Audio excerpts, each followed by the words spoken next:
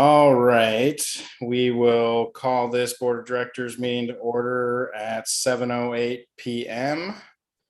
This board has a land acknowledgement and anti-racism statement that we have written and supported. It is posted on the board's website. Roll call tonight. We have everyone present, but Timey has an excused absence tonight. And we also have Joel with us tonight from staff, and Dan as well. His first official board meeting as our GM, and John is with us as always. So do I have a motion to adopt the agenda? Motion to adopt the agenda. Second. All right, all those in favor? Aye, Sonia. All right, that passes unanimously. We'll move to announcements. Does anyone have any announcements? Oh, I do. Go ahead, Kim. I would like to announce that the Finance Committee is still accepting applications for people that are very good with numbers. If you're an accountant, if you have your own business, and we're looking for really enthusiastic volunteers who like money and who want to help oversee the association's finances. And our application deadline has now been moved to February 9th. If you can reply by 12 noon. If you need a link to the board, or I'm sorry, the Finance Committee volunteer application, you can email me at bodharris@suddenvalley.com. And we have a few positions available, so I look forward to seeing who was willing to step forward. Thank you. I have a question. How many volunteers are you seeking? I am seeking 3 volunteers. Thank you, Sam. Nancy? NNE is looking for a few too hardy souls who want to learn how an election is put together and see what a modern election scanning outfit looks like, because I hope we will be using Unilect again. So if you're interested in how ballots are counted, which is kind of a hot topic in some circles, put in an application. Thank you. Nancy, can you please tell the guests at home what NNE stands for? Oh, Nominations and Elections Committee. Thank you. Okay, and always the Architectural Control Committee, the ACC, is looking for 5 volunteers. We're always looking for people, so please, anybody interested in helping out the community, please send an application in or contact admin, or you can reach me at bodmclean@suddenvalley.com. Thank you. Thank you. All right, and long range planning is also looking for community members to join as well. So I'll piggyback on the committee stuff. Does anybody else have any Long Range other? Planning Committee do for our viewers at home? Well, the long range planning committee is in the process this year of, we're going to be finalizing up our comprehensive community plan. I think it was 2 years ago now, or maybe it's about a year and a half ago, the committee elected to follow the Whatcom County Comprehensive Plan framework to build Sudden Valley's plan, so that it correlates and matches up with the jurisdiction that we all reside in.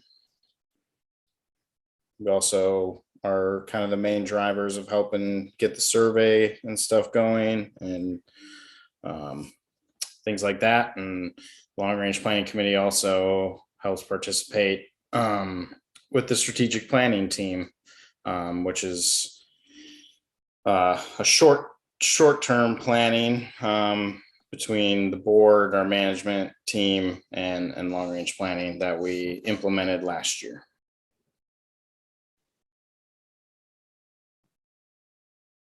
Sam? I was watching the guys play with the big Tonka toys over on the Polo Park culvert repair. They knocked it right out. It's paved over. They were happy with how that was going. They told me to get away from them. But it looks like we still need the curb on there. So the signs are still up, but it's been paved. It looks swell. Yeah, it'll be finished tomorrow. Excellent. Yep, I'll touch a little bit on that too in our debrief report update. Do we have any other announcements? All right, moving on then, we have the consent agenda and the minutes were sent out with the agenda. Are there any objections to the consent agenda?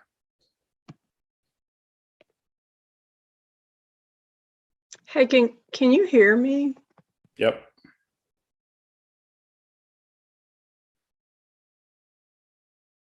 All right, hearing no objections, those approved by acclamation then. And we will move on to announcing our 2 new board members.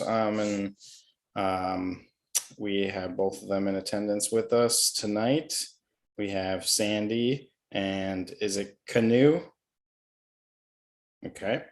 And I've just asked them both to kind of briefly introduce themselves, and say why they ran or why they applied for the board and kind of a touch briefly on what their vision of Sudden Valley is. We had 2 vacancies. If there was more than 2 applicants, we would have hosted interviews and stuff. But since there's 2 applicants for 2 positions, we'll be appointing both of them after they introduce themselves with an official vote of the board. Yeah, so I think Canoe, you're first on the agenda, so I'll let you introduce yourself and say a little bit. Yes, I just realized I've been on mute the whole time, so maybe I should figure that out first. Yes, my name's Kanu Sharma. You can hear me okay, Andrew, is that right? Yeah, okay, good. I am a resident of Sudden Valley as of September 22nd, 2021, so very new, very recent. I'm coming from the San Francisco Bay Area, and I'm also a new mom as of 3 days ago. And that's why I look so tired right now. It's just me and him currently. His name's Dimitri. I moved to Sudden Valley. First, I'm a doctor with her MBA, and I'm a remote worker. I work for a company called LabCorp. LabCorp has 2 divisions, the one where we've all, hopefully some of us have gotten COVID testing. But then there's also a clinical research side to that. It's a drug development. So I've been in the biotech pharmaceutical world for a long time, hence why I've lived in San Francisco. But as more positions become remote, I decided, my family used to live in Redmond like 20 years ago, and then we moved down to San Francisco. So I'm familiar with Washington, just not Northern Washington. And Bellingham seemed perfect to raise the kid that I was at the time pregnant with. And yeah, that's why I'm here. The reason I want to join the board is I think I have a good understanding about HOA's work. I used to own a rental property. And also I'm just a very organized person. I think you have to be nowadays, otherwise you suffer. And my interest was initially in the finance committee, but also the planning committee. So it's more about where you would need me. I'm happy to support both, or either one, whatever you would need. I live by, what gate am I by? I'm by gate 9. And so, yeah, it's been really nice so far. The snow and the rainfall that you don't get in California has been lovely, especially this winter. Not problematic at all. I actually got out, bought a snow shovel, and now I know how things work much better. So yeah, thank you. All right, thank you, Canoe, and welcome. Thank you. All right, I'll pass the floor over to Sandy. Well, I've been here a month longer than you, Canoe. I came in August. So I'm a healthcare professional, a pharmacist for decades, and I work virtually now for the VA to share the clinical information systems between the VA and community partners like Peace Health. And we have to engage and listen and bring problems to vendors at a national level and engage them. So I'm used to walking that fine line of having a challenge and engaging people to work on it. I'm excited about Sudden Valley because my family chose it, and we've moved here from Raleigh, North Carolina. And it seemed to be the kind of place my daughter needs to raise 3 grandsons who are very active outside. And we're really interested in multi-generational opportunities for all age groups in this Pacific Northwest community. My style is to talk less, listen more, so that ideas and challenges can be put out on the table and addressed, because transparent communication is the way to nurture and grow a community. Every community has its unique set of assets, and I think that Sudden Valley seems to be entering a new chapter on how to map those assets and mobilize them. And, you know, it seems like a great time for an evolution and growth on what's working already. So I believe that, you know, I want to actively help and support assembling all those pieces into a community driven that we can all enjoy ourselves and live healthily. So thank you for the opportunity. Thank you guys both for applying. So Welcome to both of you. yes, welcome, and congratulations, Canoe, on your new baby. Thank I got a you. 2 and a 4-year-old, so can relate to being You tired got all the tired. time.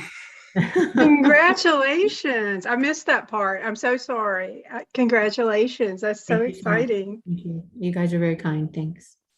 I'm just impressed that somebody that had a baby 3 days ago is prioritizing this. So thank you for your time in Well, it advance. tells how important you guys are. I have a 26 and 29-year-old, and they're exhausting as well. Right. For different reasons. Right. All right, well, I will make a motion to appoint Sandy Mitchell and Canoe Sharma to the Board of Directors. Second. All right, all those in favor? Aye. Okay. All right, well, officially welcome. And now you are officially voting board directors. Yay. Thank you both. Thank you. We appreciate you guys stepping up and serving the community.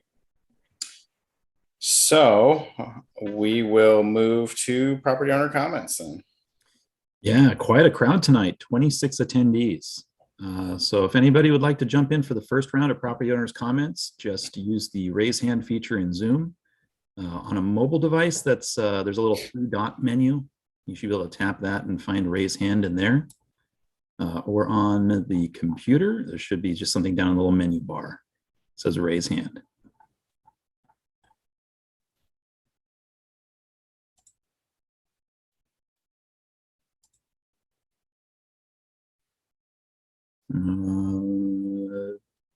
Going once. There will be another round of this later this evening as well. So I got one. Yep, do have a hand raised from just initials NA. So I'll go ahead and bring you over. If you could give your name and address, please. Yeah, my name is Nathan Ewan, 2 Somerville Lane. So it's more of if it doesn't need to be answered on this, Zoom, but I did send an email to the board and to Dan, and I realized, with all the transition, there's probably a ton of emails to look at. But recently we had raised as a community quite a few dollars for our maintenance crew. The money was raised between maybe 20 different residents within the community. So it didn't come from anybody specifically. I understand there was some problems with that, being that the maintenance can't accept certain gifts in certain amounts. You know, I just wanted to make it clear that it did come from several different members in the community. It wasn't just myself giving the money to them. It was, you know, we wanted to show our appreciation. They had the flood, which they did an amazing job. They also had the, you know, snow over Christmas, and we just really wanted to show our appreciation to them. Part of my email is just, you know, in the future, when we want to show our appreciation to the maintenance crew and the people that, you know, are doing the work here in Sudden Valley, you know, how do we go about doing that where it's not viewed as quote unquote a bribe that's been thrown out there, whatever the case is. So if somebody can, you know, review that email, get back to me. I mean, or if you want to answer on here, whatever works. But that's all I have. Thank you.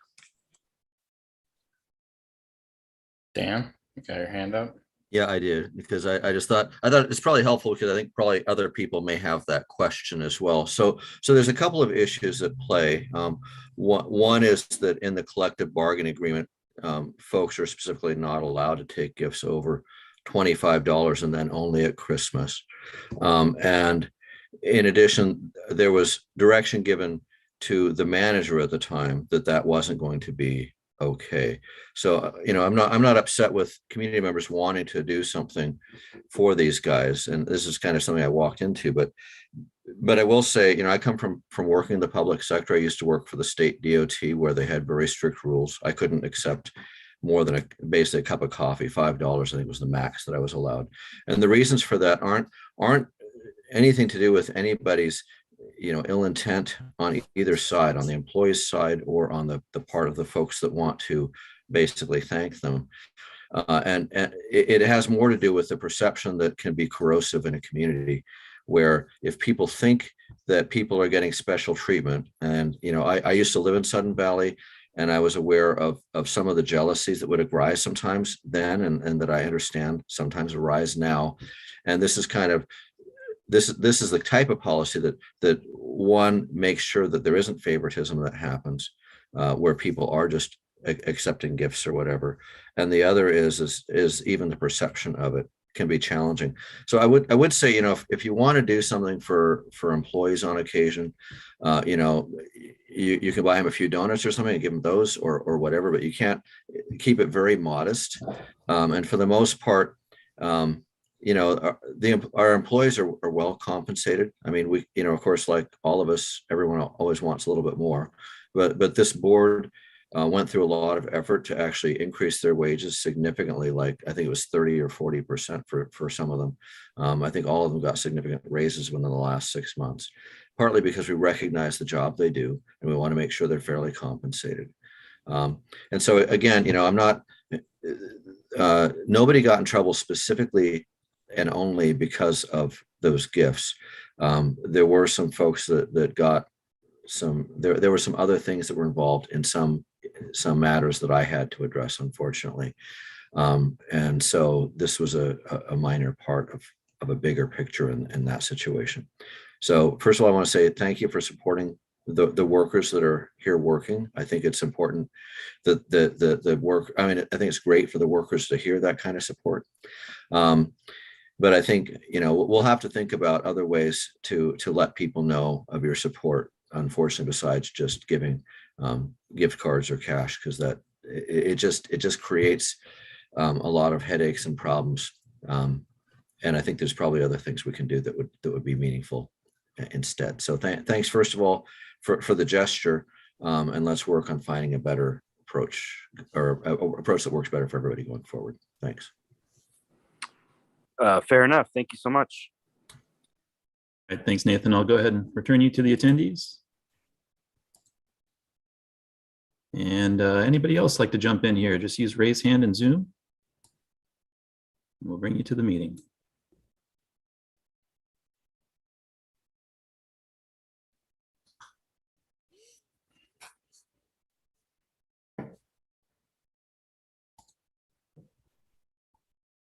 Well, there will be a second round later tonight. All right. Let's move on. Not too much later, John. hopefully not too much later. All right, moving on to the next agenda item. I'll pass it over to Dan for a brief verbal general manager's report.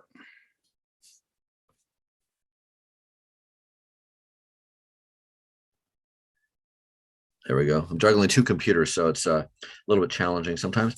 And this will be fairly brief. I just wanted to, because I'm going to be talking about some other issues later, and so I don't want to be redundant, and I will try to be brief so that we can have a briefer meeting. But first of all, I want to say I'm really glad to be here. I appreciate the confidence the board has shown in selecting me to be your general manager. And you know, I come as someone who lived in Sudden Valley for a number of years when my kids were younger, and for the folks that are here with their families, children or grandchildren, I will say that it was idyllic, in my opinion, as a place to raise kids. So welcome to you, and hopefully you have this experience that I had. I will say this is actually the 1 month anniversary of when I actually started working. I started a little bit early because there was there a snow event or something? There was a lot going on. I was planning to start January 3rd. I was available, and I could see I was actually available. I was planning to actually have a quiet week before January 3rd, reading a lot of the materials and the like, so I could get up to speed faster. A lot of that went to the wayside so that I could instead help with some of the strategizing and dealing with some of the efforts to make sure we had everything we needed to address what was the most significant snowfall in Sudden Valley in a number of years. And so I came on the 27th, and I've been here ever since. In that time, besides that, there's also been a flood. There's a major landslide on Southern Court. There have been a number of other issues, some of which we'll talk about in executive session later, or it's not called executive session here. Sorry. I used to be the mayor of Bellingham also, just for those who are newer. And so in a city, it would be called executive session. We're having a session later to talk about some issues that aren't appropriate for public discussion at this point. Closed session is the term, Dan. Thank you. I'll learn. So anyway, so there's been a lot going on. We're making some nice progress, I think, on a number of fronts. I think the staff are really happy to start getting, to have a general manager in place. And so, it gives them somebody to talk to when there's issues they want to make me aware of, and they've been sharing that. And the same thing for the community. I've gotten a number of emails from folks. I'm trying to get to those. I will say I've been very busy, but I think if I haven't responded to you, please let me know, because it's my intention to respond to everybody in a timely manner. And I'm also trying to work on sort of having the administration office serve as a place to sort out the different issues that people have for the Sudden Valley administration and staff to deal with, because sometimes when you reach out directly to a department, if it's not the right department, it just slows things down. So the administration staff is working hard to make sure that things get appropriately distributed. So if you have an issue that you need to get attended to, don't try to assume who the right staffer is. Just call the administration. We'll sort it out. And if it's a true emergency, please call the security office, because they also keep track of all these things, and it'll ensure that it rises to our attention a little bit faster. With that, let's see. Somebody, I'm going to look and see, because I just got a text. I want to make sure there's nothing I'm missing that needs to be addressed right now. Nope. Okay. I think that's the main thing for right now. But again, we're working on bringing a full complement of management on board, because there's a couple positions there that are vacant right now that we're going to fill. And I'm really pleased with the staff we already have in place. So look forward to working with them, with all of you on the board, and with the community to help Sudden Valley become an even better place and realize its potential. All right. Thank you, Dan. And we will pass it over to Joel to go over the, November financials. And I believe the October ones are on the website. due to the not 2 meetings in November and December, I don't think we ever officially presented those. Is that correct, Joel? Yes, that's correct. Yeah, so the full statements for October and November are on the website with all the others. So this month, we'll just go ahead and I'll touch back maybe on a couple important October numbers, but I'll go ahead and just focus on November. Actually, I'll share the screen.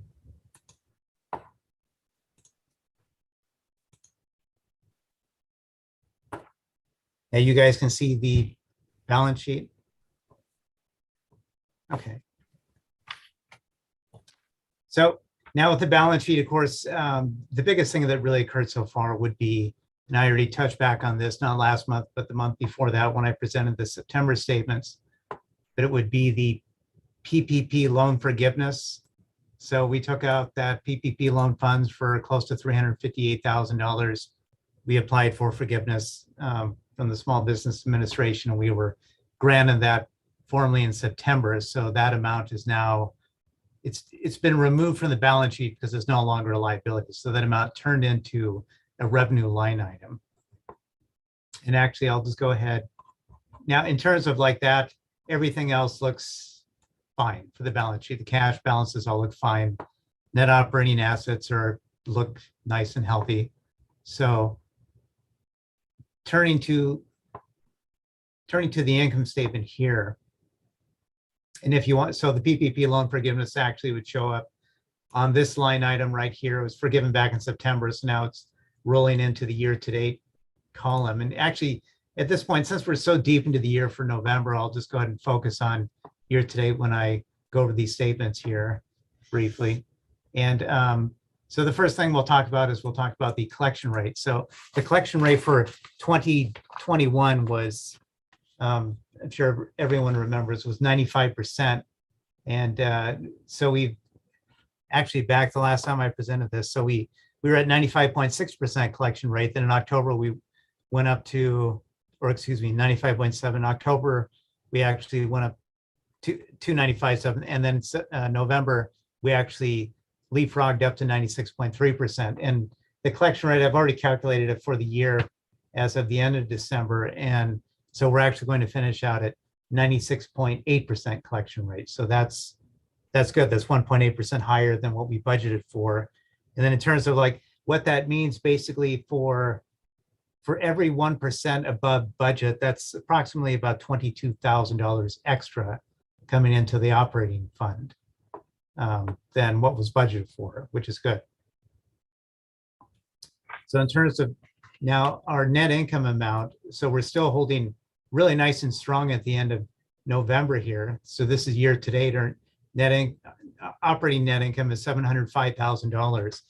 At the end of October, it was actually year to date, it was approximately $34,000. So we're still holding pretty strong for at the end of November. Now, in terms of like doing a preliminary operating income amount for December, so far what I've calculated, of course, this dust is still hasn't fully settled in terms of like the invoices that come in and adjusting journal entries that need to be made, especially for year end that start to come through at this time of the year. But right now we're probably looking at approximately around a $530,000 surplus at the end of December.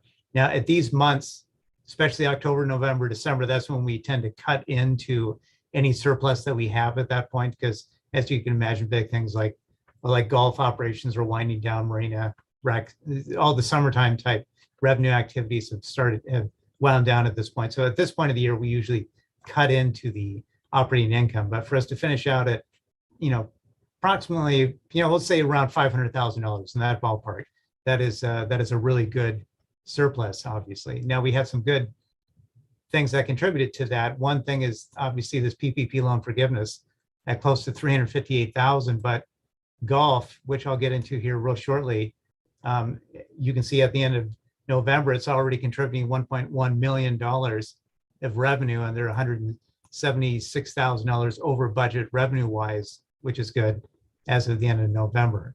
So those sorts of items really contribute to a strong operating income coming into year end.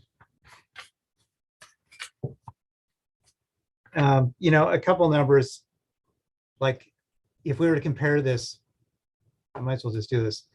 So $705,000 operating income. Now, last year at this time, at the end of November 2020, we were sitting at about close to $66,000 net income. So that's quite an improvement just based on, the PPP loan forgiveness, the golf, those two especially really contributing to a much stronger surplus at the end of 2021.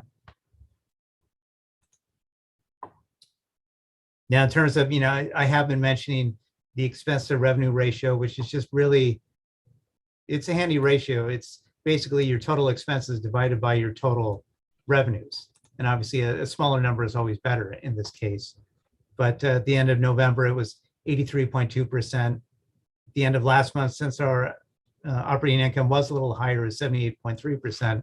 But as compared to the end of November 2020, it was 98%. So going from 98% November 2020 to 83.2% the end of November 2021 that's a favorable thing.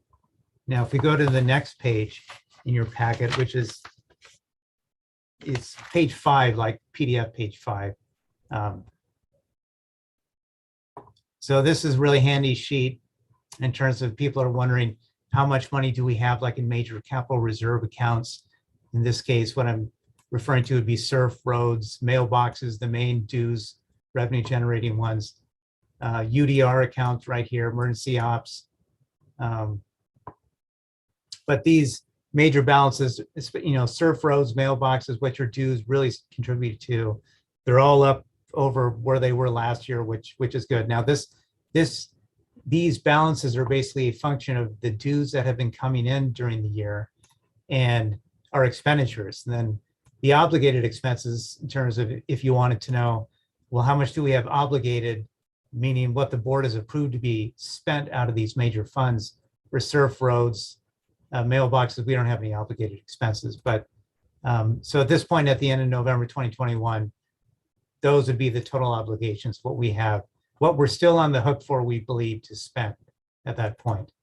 And we do have some amounts in UDR, stuff like the GM recruiting expenses, Firewise, those sorts of things that hit UDR in terms of obligation wise. In terms of going to the next page,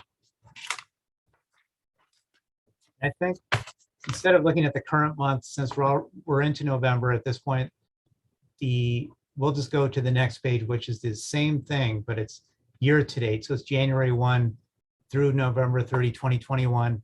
And what you're looking at is, this is the income statement, but this is now, here, let me just go back up here again. I know I explained this, I touched on this last month, but so you see that net operating income, 705,216. So this is, you're looking at it from the whole organization perspective. If we go back to this page, now you're going to see it. Here's that 705,216, but these are the departments and how it contributed to that operating income. So this is where you could see, by department, like here's golf right here. So there's that in terms of revenue, that 1,106,925. Year to date at the end of November 2020, they were approximately 903,000. So the revenue is about $204,000 higher at the end of November 2020 versus at the end of November 2021 versus November 2020. Now the total expenses for golf could be found. This is just right here is the actual salary, benefits, and then the other expenses. These two combined together will give you total expenses for golf. That's about 900,180. Last year they were approximately 791,000. Whereas last year we would expect their expenses to be a little lower since they were shut down for approximately, I want to say around 40, 45 days, somewhere in that ballpark during the pandemic. So that would contribute to lower expenses and also lower revenues last year. But in terms of like departments, how it's coming out in terms of what's really under or over budget, I should say. I mean, maintenance would be the one, about $101,000. And what contributes to that is really a mixture of things. It's weather-related expenses, repair and maintenance, other repair expenses, some salaries. That's basically what contributes to that number. And we added a maintenance worker also earlier in the year. Right, yes. So, and that, because the salary line item is approximately, well, here it is right here, actually. It's about $22,000 over budget, but stuff like that does contribute to the bottom line. But in terms of like the big highlights, that would pretty much cover it, I would say, for the financial statements, if anyone had any questions about these.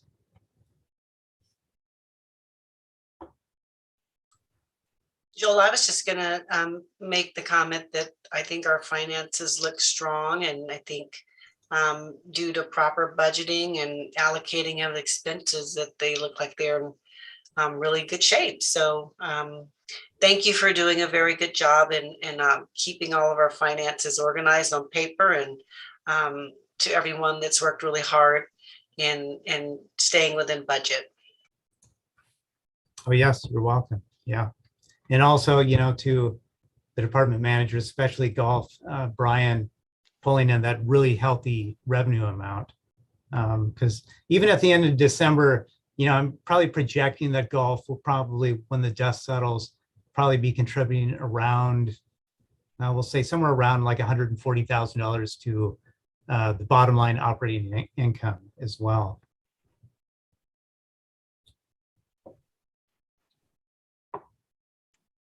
Thank you, Joel, and thank you, Kim. Yeah, thank you.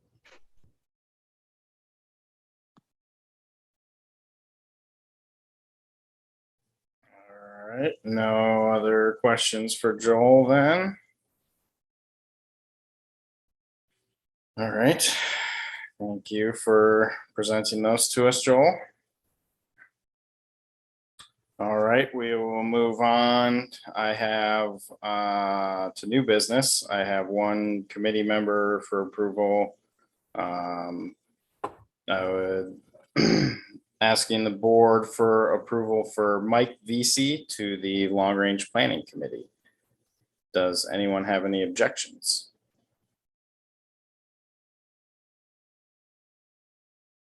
All right, hearing none, that is approved by acclamation.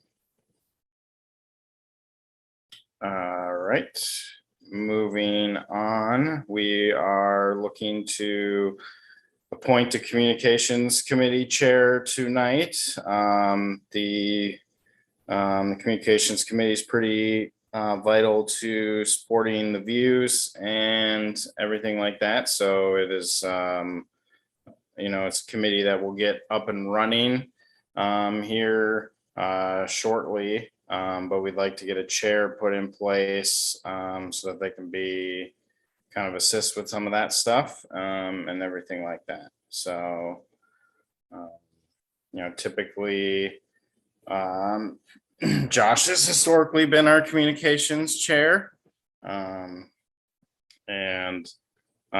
So basically what happened is, you know, at the next meeting, we could, you know, we can work with the chair to bring an actual charter through, which will establish some goals and responsibilities and just kind of the procedures that the committee follows. And then at that point, that'll allow the committee to start recruiting members for the year.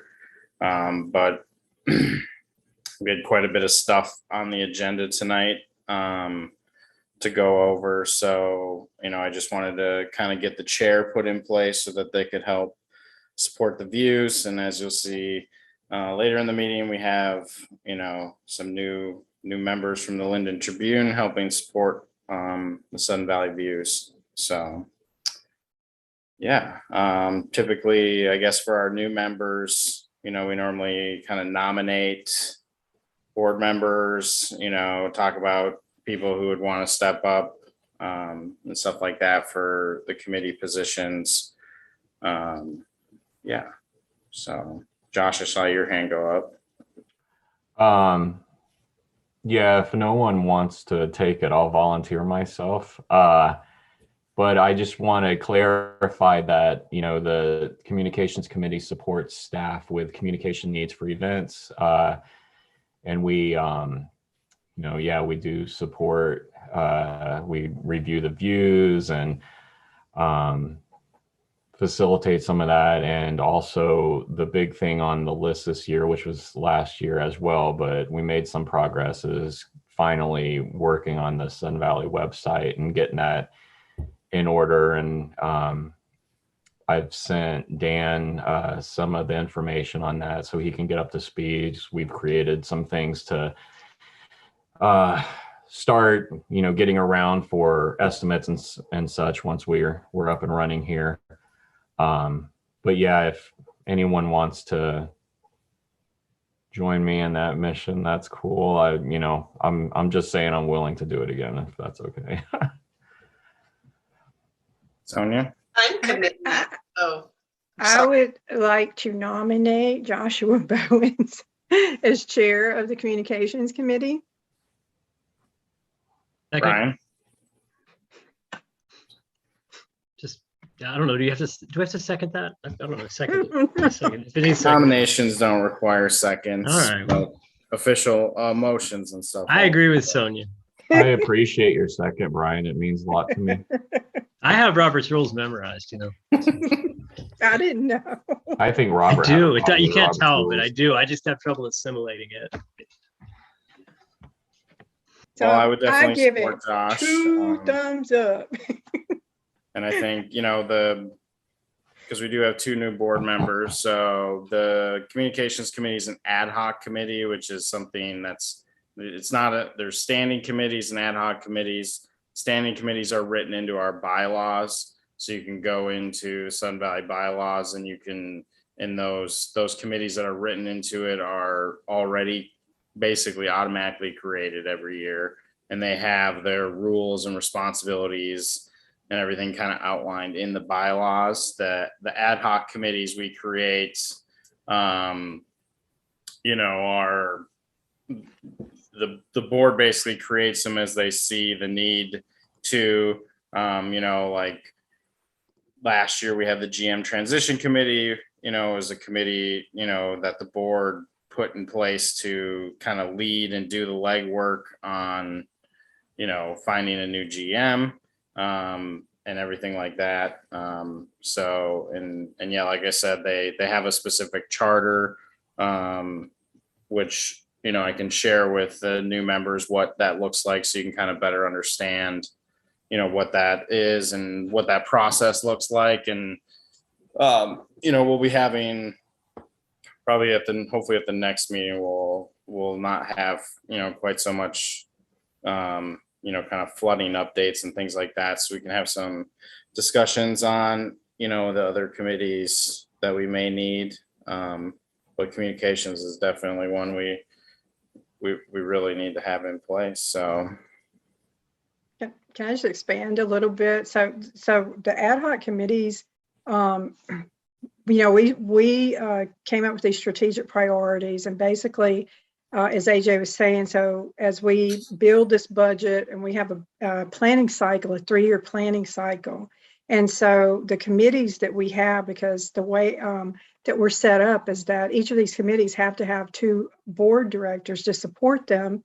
And in order for them to have a quorum, one director has to always be in attendance, and so we have our standing committees that we're each responsible for. And then we have these additional ad hoc, and there's been a little confusion this past year because the way committees have just been run, they're out there on their own and they're not really like married up with the strategy or the budget of the association.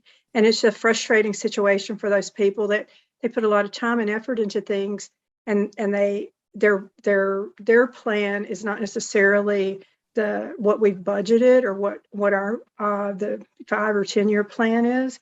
And so we're working really hard to make sure that those committees are what we need to support the strategies that the strategic planning team identified, and it'll help us in our budgeting and planning process.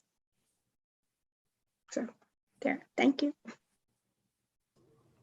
Yeah, and the standing committees, we have 2 board members that sit on each of those. We did appoint those board members at a previous board meeting.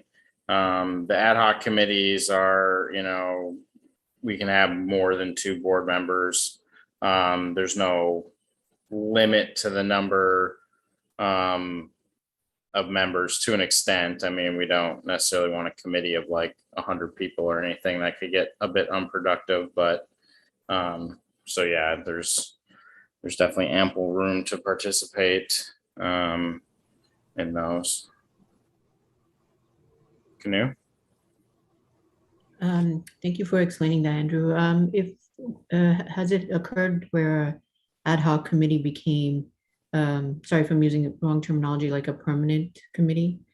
So like, communication seems almost vital to anything nowadays, especially, just the way we kind of speak about our experiences, and not just to the members, not just to the residents of Sudden Valley, but also to any external Bellingham generally.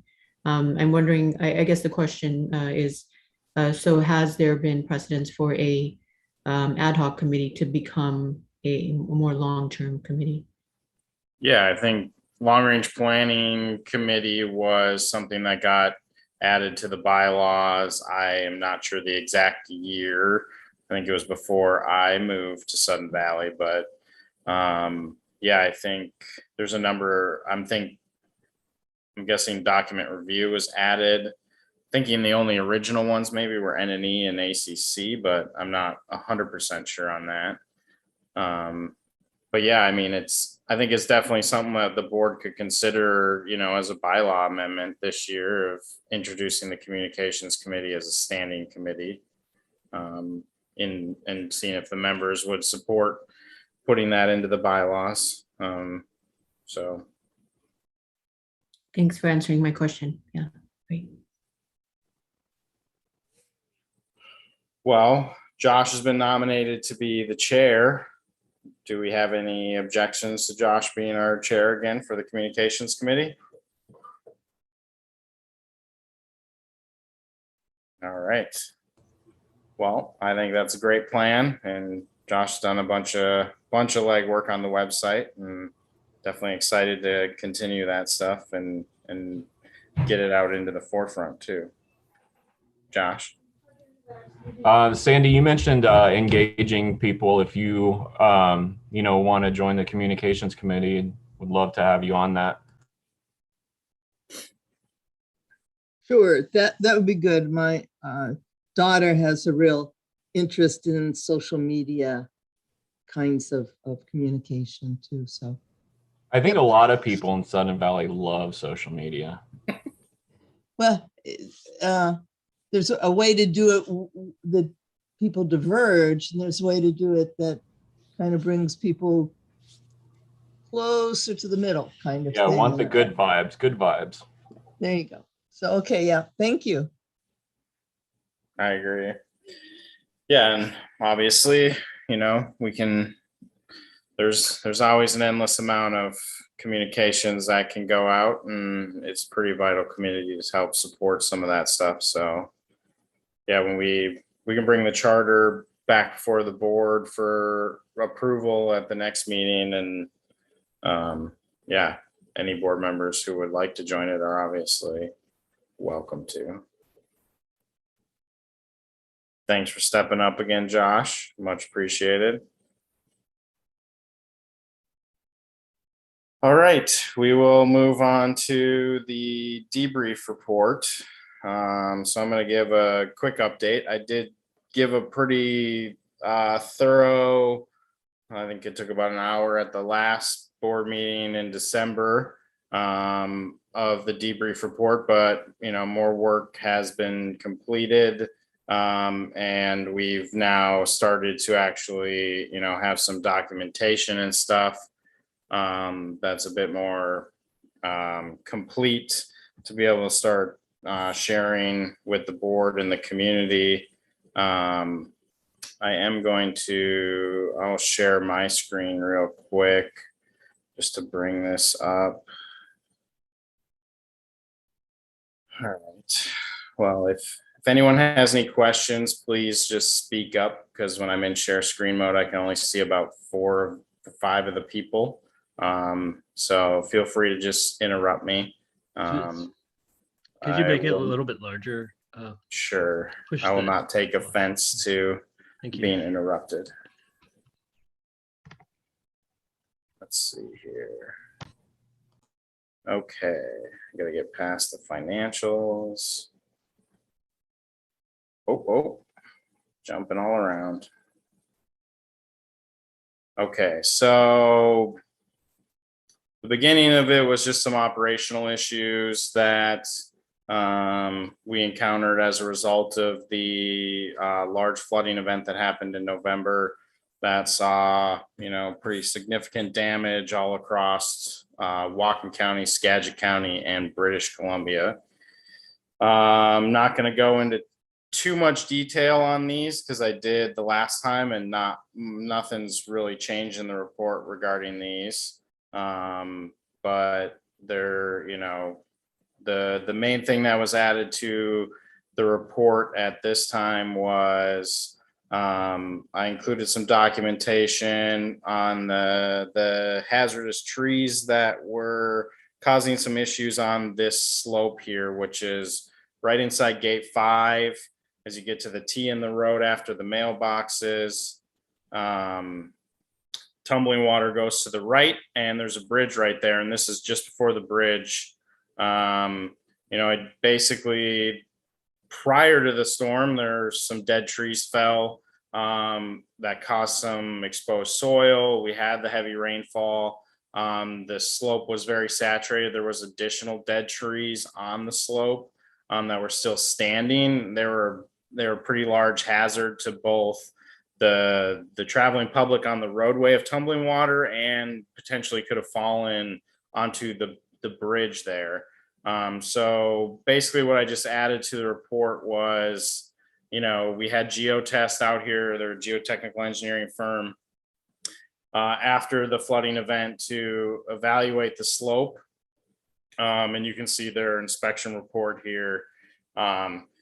Basically they said we need to take down those dead trees, or they are going to come down on their own, which will cause more soil disturbance and create issues in that regard.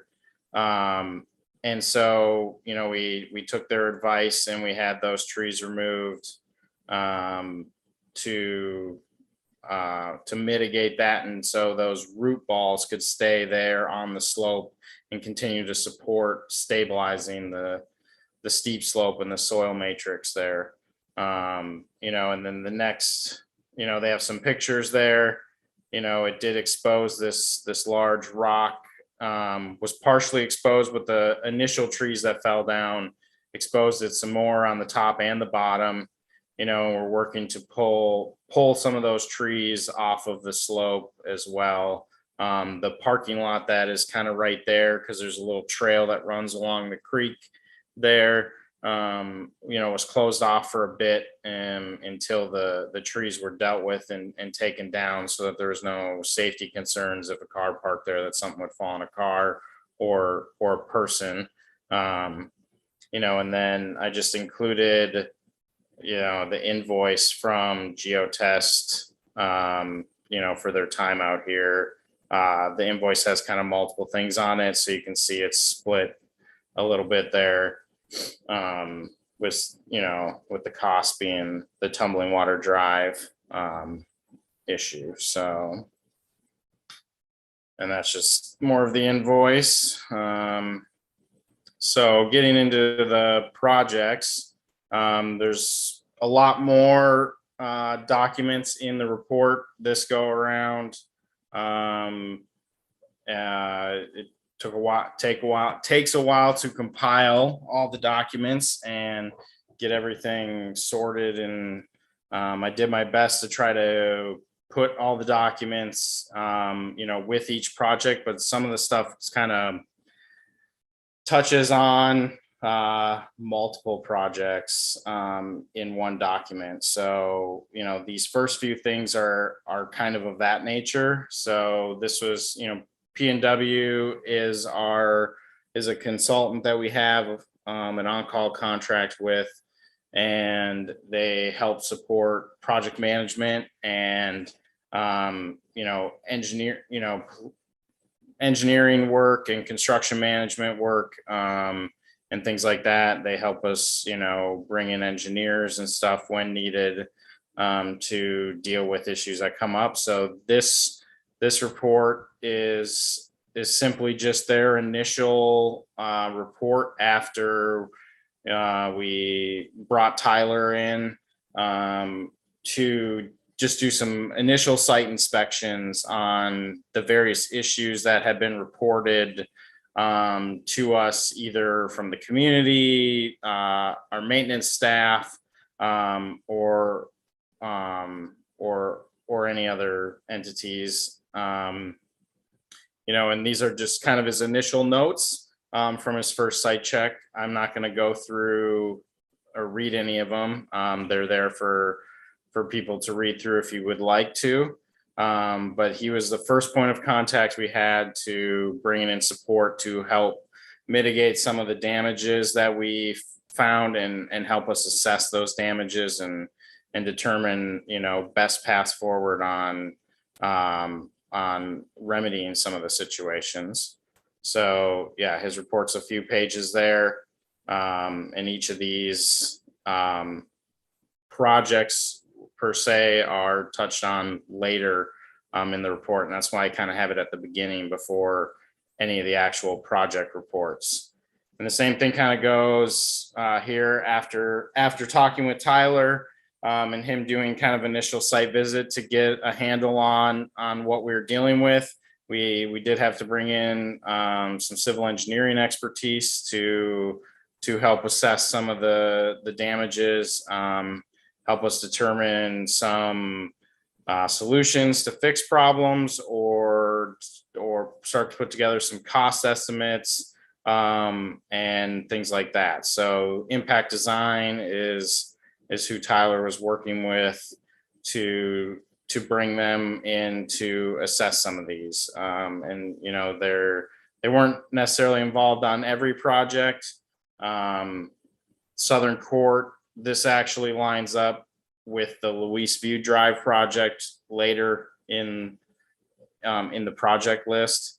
The Harborview bank stabilization, which Tyler ended up handling that, but we did have some scope and budget for that in case it was needed.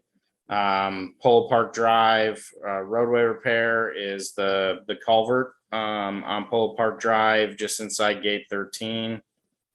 And it is, as Sam alluded to in the announcements, it is almost complete with being fixed and the roadway being put back together and opened, and the golf course bridge as well, doing some initial analysis and helping us try to develop some cost estimates on what we might be looking at to replace that. And so, yeah, that's Impact Design and Geotest. They were out supporting both the southern issues on Southern Court. As Dan alluded to, we've had some more movement on Southern Court. This in in two different spots now than the previous slide that happened out there was above the road on the uphill side. Now it's the roadway embankment that's actually starting to move. So they've been helping support us and monitoring that, coming up with some solutions to that issue. And they're obviously out, as I said, on tumbling water, giving us some advice on that steep slope and some of the things that we're moving out there.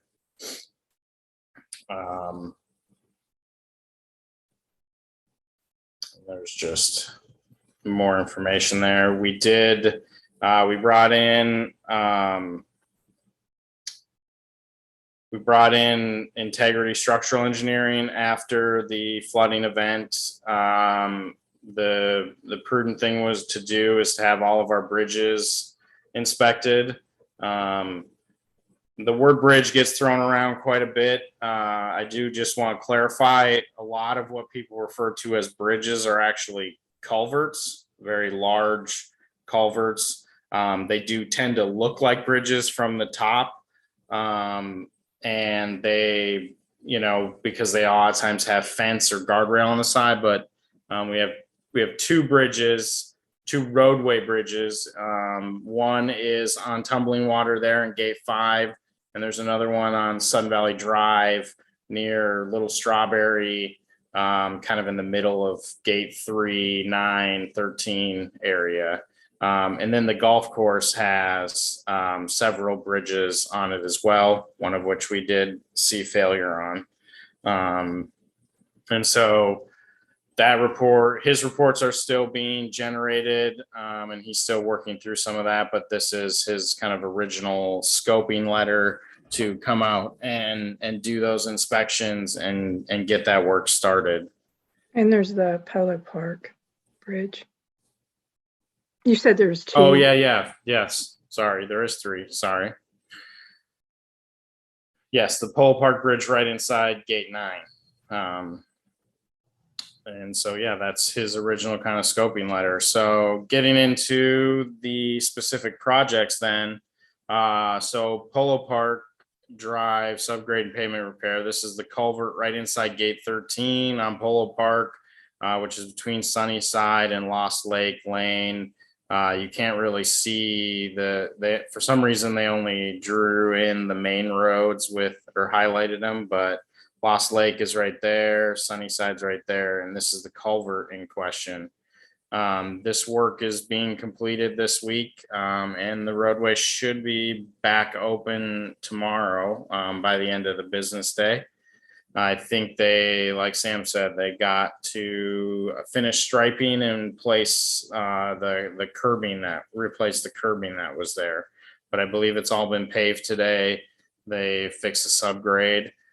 So no damage was actually done to the culvert. All the damage was, the water filled up. There's more water than the culvert could handle from the flooding event, and it went over the top of the road and it just washed the subgrade of the road right out.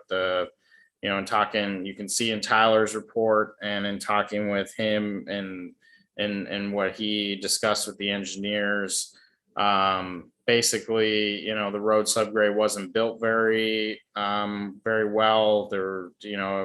There was not enough compaction. The type of material used was a little bit more susceptible to erosion like this. So this is, we'll go into a little more detail with this one later on with the capital request, but these are basically some of the costs associated with that. So the preliminary analysis phase with impact, if you go back up to that document from impact before the project narratives, that's where that cost comes from. P&W's costs are,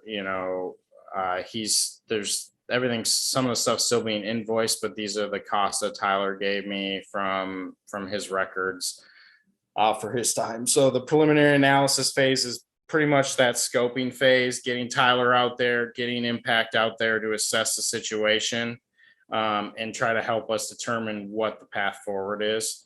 The preliminary engineering phase is actually doing the design work. You'll see in the packet, there's like the plan, there's a 1-page plan set.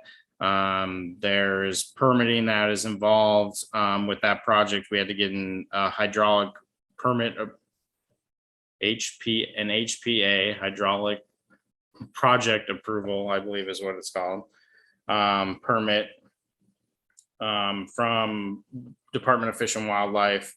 Some of these costs are probably going to be lower than what's actually displayed here, but these are the initial kind of estimates that were provided, and all the invoices are still kind of coming in, but you will see in the documents below, like we did put this out to bid. We did get, I think, 5 of 6 people bid on it, and Strummer Gravel came in as the low bid, and this is their total. There was a contingency added. So after we put the project out to bid, there was another rain event that was, nothing compared to the flooding event, but it did cause a little bit more erosion.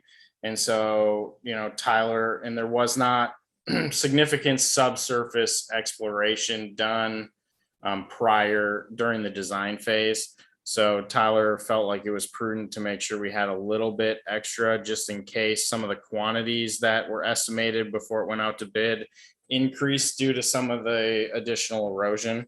But this is pretty much an all-in cost for what we will expect for this project to be completed. And I do think in discussing with Tyler, he anticipates that it'll probably come in a little bit lower than this as well when we get the final invoices and stuff all processed. Obviously, Stremler is still doing the work, so we haven't even received invoices from them yet.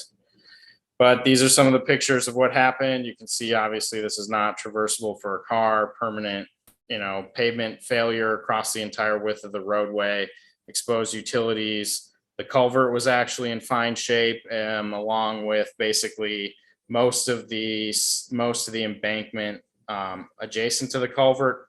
Pretty much all of the failure was basically on the top of the culvert. So yeah, I think, there's a bunch of documents in here, but this is basically, Tyler's initial project scope letter.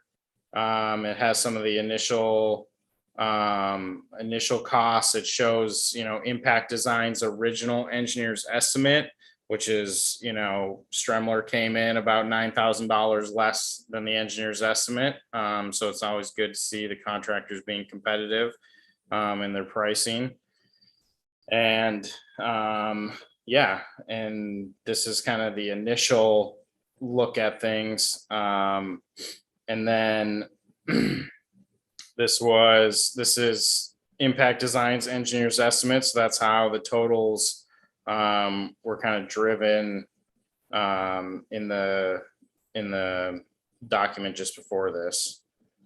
And then this is Tyler's estimate for his work with P&W to support the project and manage it. And then you have, this is obviously much bigger, but this is the plan set. It's pretty simple. There's, not anything overly complicated with this project. Pretty much in the wheelhouse of most road construction contractors. Basically, they just cut the pavement at these limits and then rebuild that road section, repave, replace the fence on each side, and place the curb and stripe it, and it's ready to go. This is the HPA permit that we got that was approved. And I won't really go into the details of that. You can read through it if you would like to. This is Tyler's kind of original quote, or this is Tyler's bid package, basically him going out to contractors to solicit bids for the project. And then these are what are referred to as bid tabs. This is basically everyone's bid on the project. So you can see Stremler, Dirtworks, Tiger, Strider, WRS, all submitted bids, with Stremler being the low bid that we selected to move forward with the work. This is kind of the project scope. This is the second phase of the project scope letter. So this is Tyler giving us the details on the low bid for the project and what his costs will be to do construction management, or also referred to as construction engineering, as well for the project, which just involves, inspecting the work, making sure the contractors are doing it per the plan, making sure they're using the right materials, all that type of stuff. Basically ensuring the quality of the work is what we would expect to see from a competent contractor. And then you have, part of this is Stremler's bid, which is also reflected in the bid tabs document. So a little bit redundancy, but and this is their time and materials rates, which if you look in this minor changes is is what's referred to as a force account bid item. And you can see here, it's an estimate, not, it's not paid on by like these various other things. These are, you know, asphalt saw cutting is paid by the linear foot. So Tyler will measure the amount of linear feet that they cut asphalt, and that's, you know, whether it's 48, if they only cut 46 feet, then we pay 46 feet at $12. You know, square yards, cubic yards, LS means lump sum. Lump sum bid item is basically when they complete that work, they get that money basically. So it's like not something that's usually it's something that's not easily quantified by like a linear foot or square foot or cubic yards or tons or that type of thing. And the force count estimate is basically done on what's called a time and material. So, and Tyler would direct that as the project manager. He would basically be like, okay, these are the work that we need to do is in addition to what's in these bid items, and it was unexpected. And it came up, like, let's say they removed stuff and there was utilities we were unaware of or something like that. Or, or unanticipated things, and it's done paid on a time materials contract or time materials basis. So Tyler will track, they use this equipment, these men, these tools, each of those things has a rate associated with it here. So you can see, you know, trucks, equipment, there's labor hours, that type of thing. And Tyler will, Tyler and the contractor will agree on what was used, and then Tyler will develop put all that together, and it'll like come out of that pool of money. So yeah, and we can talk a little bit more about that when we get to the capital request down below. So the golf course bridge replacement, we had failure of the abutments of the bridge due to erosion around the abutments. You can see some of the pictures here. Obviously it is not, you're not able to get on and off the bridge anymore. It's been closed down now since the storm. We're still working through a design for this, so we don't have anything yet for construction or anything like that.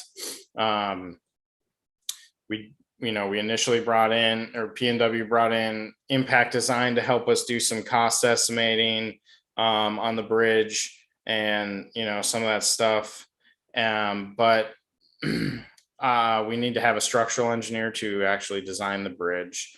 So Tyler recommended bringing in Chinook Engineering, which we did, and they're currently working through a design to try to figure out the most cost efficient replacement for the bridge for us.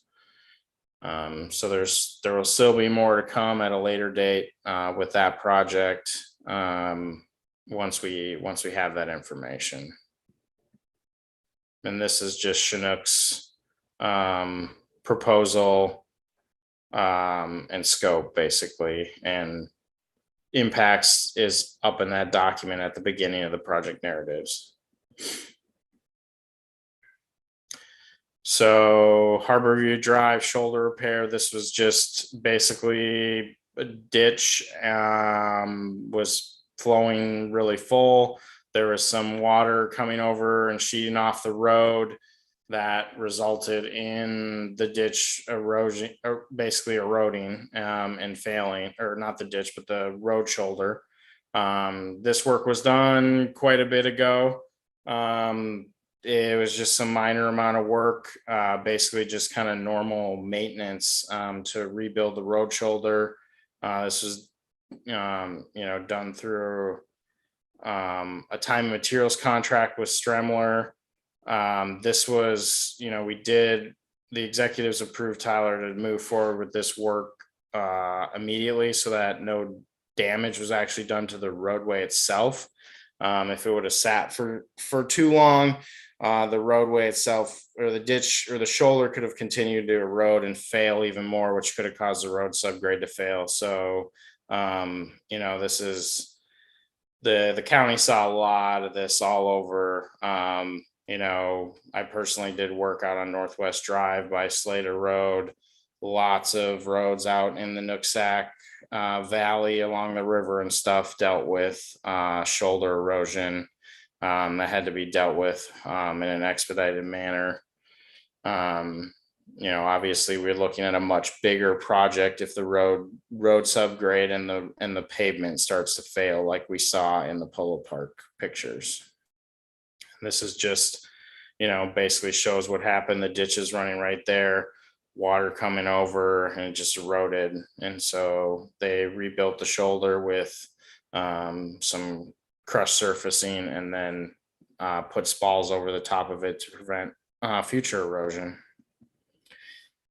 This is just Stremler's original estimate for the project, and then their actual invoice for the project. So they did come in less than what their estimate was, which is always great. And the project funding table reflects their actual invoice, and this is final cost for the project. You can see the project is complete. So that's an all-in total for what it took to do that maintenance work.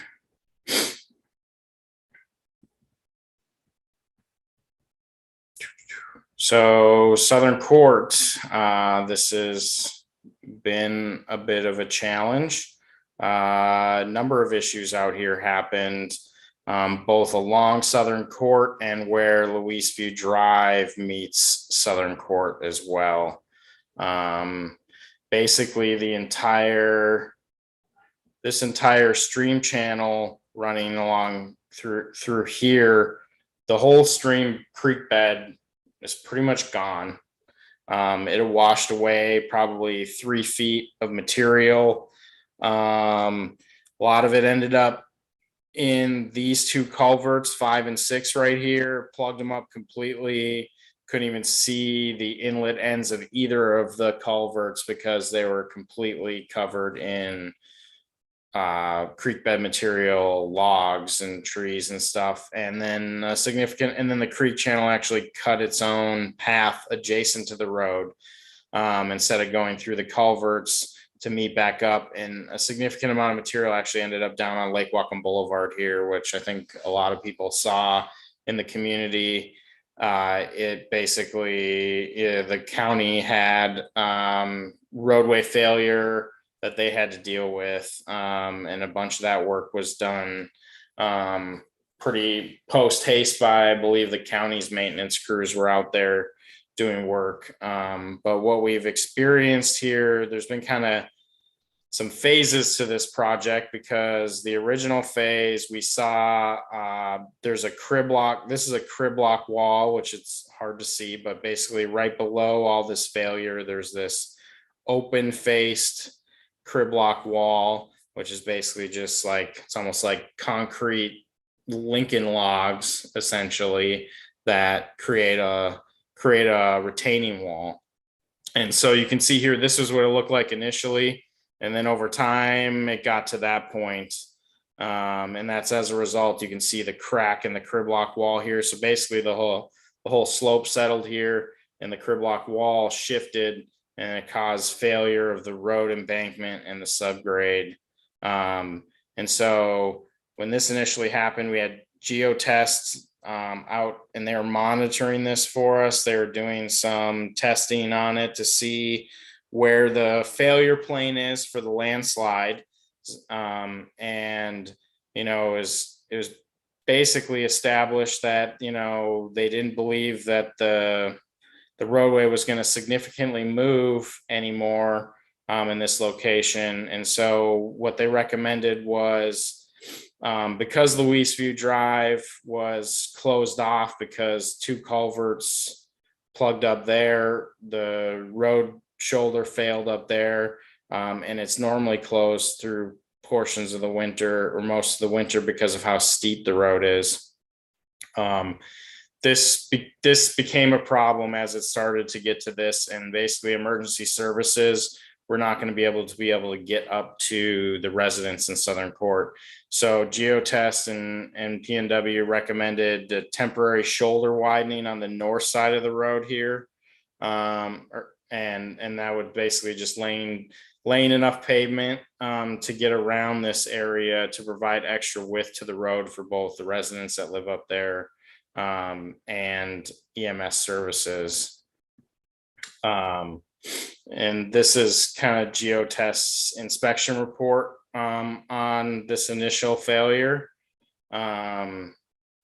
And I'm not going to go into too much detail, but you can see they got other pictures as well. You guys can read through those reports at your leisure. And this was Stremler's estimate to do the temporary shoulder widening portion. And so they, this work has been completed already. And it was usable then for the residents and emergency services. We did get 2 bids. So this is WRS's quote for the work. And this was all done on that time and materials basis that I explained a little bit earlier. Is just all the work is done on time and materials instead of some of it being bid items. Whoa, I just jumped too far, I think. Okay, maybe not. So yeah, and then once you get through WRS's, this is Stremler's actual invoice for the work. You can see again, it came in a good chunk under their estimate. So that's always good.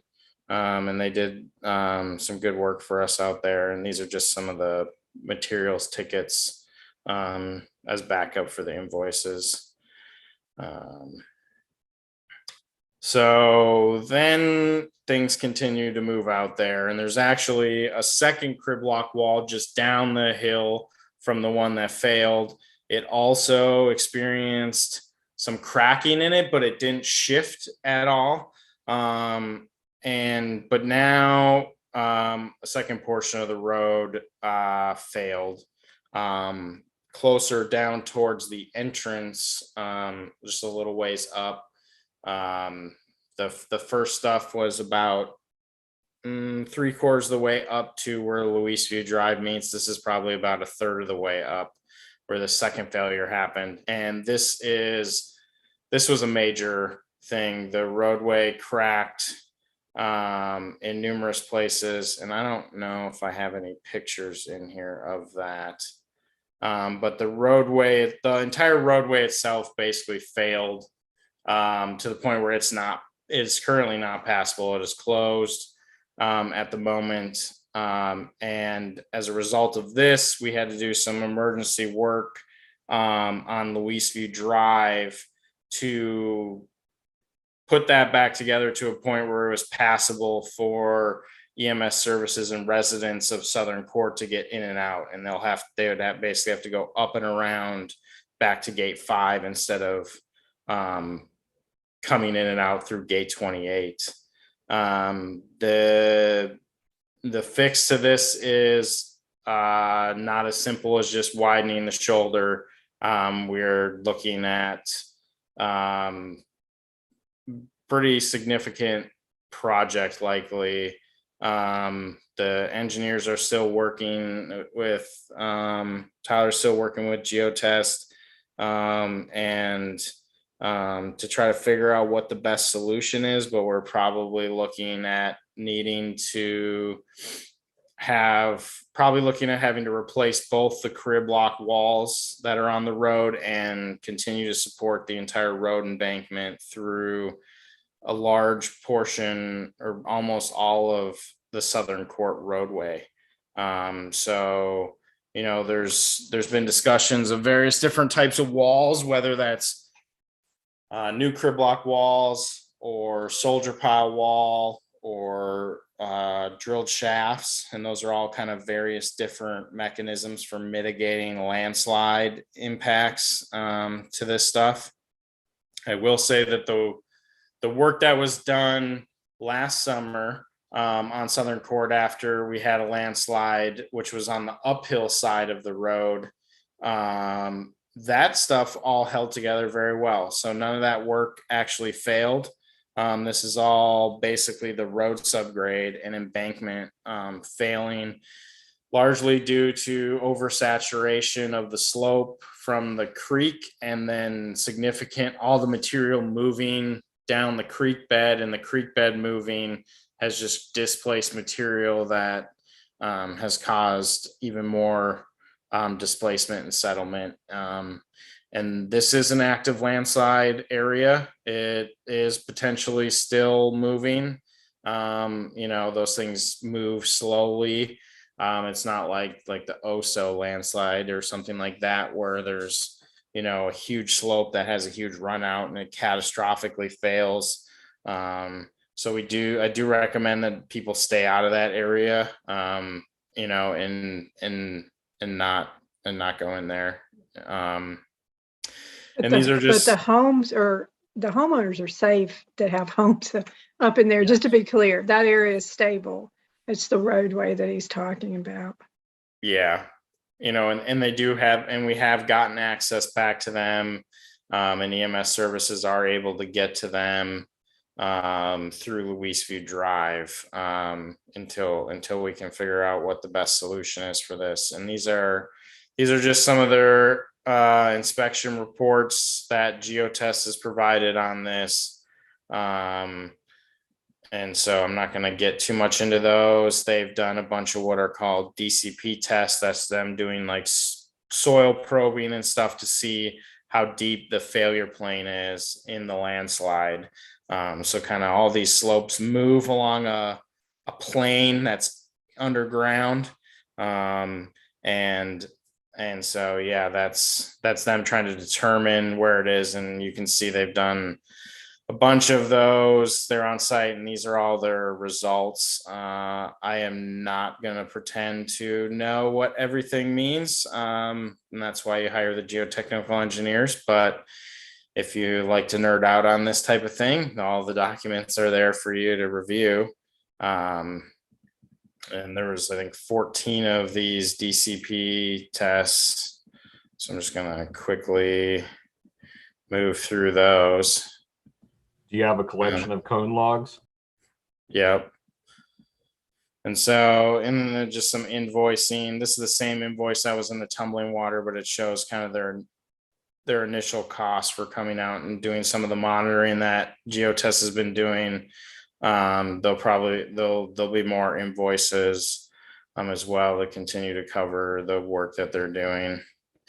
And Louisview Drive, this is all kind of related, but they are two kind of separate projects. So what happened here is this stream coming down essentially used to go through Culvert 5 under Louisview Drive, then through Culvert 6 and back under Louisview Drive. Before then it ran adjacent to Southern Court down to Lake Whatcom Boulevard. And when all the material up here slid, and I've walked this creek bed like half a mile up, and it's pretty astonishing. The entire creek bed is pretty much gone. You can see through here, this is all just exposed bedrock. You can see all this exposed bedrock. These are just there's little pockets of creek bed that are still there. And this stuff, as we get other big rain events, it'll likely continue to migrate down. But large portions of the creek just look like this, where all of this cobble and river rock material is just gone. And this is the inlet to I believe this is culvert. Which one is that? I gotta go back and look at I think that's culvert 6. So it's the second culvert. You can see that you can't see the culvert at all, but it is under all of this debris that's sitting there. And so there's a couple issues. We've done some temporary work that we needed to do. We stabilized the road shoulders that had failed. There were some utilities that were exposed up there and everything. And the stream basically realigned itself adjacent to the road instead of going through the two culverts. So, we're still trying to determine what the best solution is for this. Basically kind of our two options are we either create a new stream channel that runs adjacent to the road and abandon the 2 culverts, or we deal with the 2 culverts, maybe make sure they're sized appropriately, replace them if they need to be. The documentation that's provided in the packet so far is basically creating a new stream channel and abandoning those culverts in place. So this is Impact still working on the other alternative of keeping the creek running through the 2 culverts before, instead of this. And so we'll have to, when we get more of that information, we'll bring it back to the board to discuss, how we want to proceed with that. But Luis View Drive is open. It is drivable, so that the Southern Court residents can access their homes and EMS can as well. But it's just some temporary stuff. The water is flowing back through the culverts. They have unclogged the culverts so that the road shoulder could be repaired properly. And they've gotten rid of all the debris that was out on Luis View Drive. There was a significant amount of debris came down on the road. Our maintenance crew had started to pile some of it. And then when Southern Court failed and had to be closed permanently, we had to get rid of all that debris and kind of get the Luis View Drive back up. And so this just shows you some of the work that they did to get Luis View Drive back up. You can see they did some shoulder repairs, and this is, you can see the failure here. Here's the exposed, I believe that's an exposed sewer line right there. So they covered all that back up, made sure the shoulders had enough material so that like a fire engine needs to come down, that the road's not going to crumble or fall apart on them. And then they got the culvert back up and running. Right now, the water can kind of go. This is the channel it cut through here. This is the culvert. Previously they saw a picture that you couldn't see the culvert. And basically right now is most of the water is going to flow through the culvert. But if we do get a big event, some of it is going to end up going this way as well. And so, whenever we determine what the permanent fix is, it'll either all go that way and the culvert's abandoned, or we'll replace the culverts and fill in this channel that was carved out by the flood event. And then Barn 8 experienced some flooding during this, and it was all from, actually wasn't creek flooding. In the operational thing, there's a creek running right next to the barn. It did overtop its banks. It was flowing into the playground and the adult center and the pool area there. But none of that water actually got to the barn. This water came off the hillside above the barn, where people's homes and stuff are coming from. And we did some quick work to improve the drainage outside the barn, basically. And you can see in the pictures here, basically we installed, French drain coming off the slope. And there was like three or four pipes daylighted on this steep slope. And so all of those were connected together. And then that was plumbed into this catch basin. And then along the length of the barn between the catch basin and here, this French drain was installed to catch any additional water that may sheet off the slope. And that will stop. Basically, you can see the sandbags and stuff here. The water just came off the slope, went through. That's actually a door there. There's a couple doors here. There's sandbags there. You can't see the door, but basically just started going in the door. And that resulted in, what you see here. There's, standing water in the gym, sheetrock, and that type of stuff. And yeah, So, and this is just the estimate for Stremler to do that work, and then their official invoice to do that work. And that's pretty much the gist of my report. And so, yeah, are there any questions? Try to get through that as quick as possible. I blab too much though, I think. And then, yeah, we'll obviously get into some more details on some of the capital requests and stuff here in a little bit.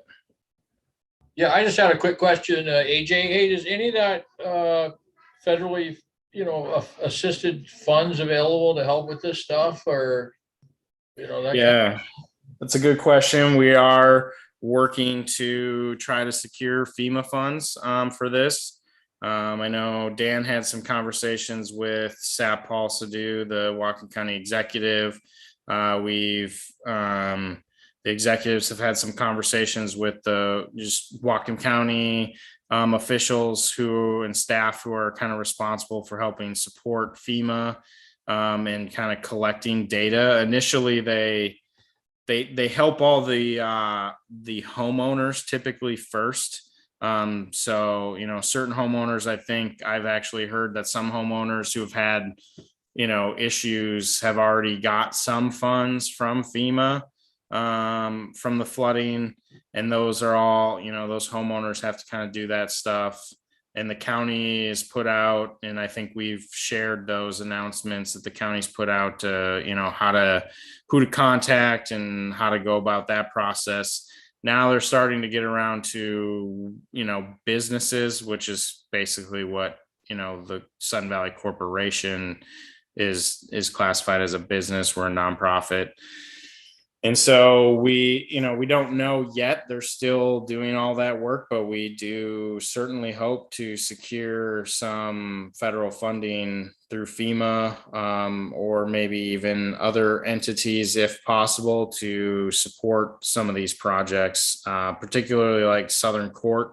If we're looking at a huge soldier pile wall or something to support that roadway, that will not be a cheap project by any means. The golf course bridge is another one that hopefully we could get some support in. It's certainly not on the magnitude necessarily of Southern Court, but is still quite a bit more substantial than like the Barn 8 repairs or the Harborview shoulder repairs. Those are all just kind of maintenance actions taken, things that probably should have been put in place, when the barn was built so long ago, they didn't always worry about those things, but most homeowners have, French drains and stuff around their homes, foundation drains. Those are things that help protect that building, capture any excess water and move them out away from the building, keep the building dry. So yeah, we're still working through that. There's forms and processes and, Dan's helping support us and Tyler on getting all that stuff packaged up and we'll get it submitted when the time is right. And hopefully we will have good news to share in that regard when we do get it all submitted. Hey, can I add something just real quick? You were referencing the barn. One of the things that the barn repair, what we found during that period of time is that there were several people that have said that when it rains really heavy, that water comes into the barn. There were members of the community that knew about it, and I guess were under the assumption that the association or the administration was aware of it.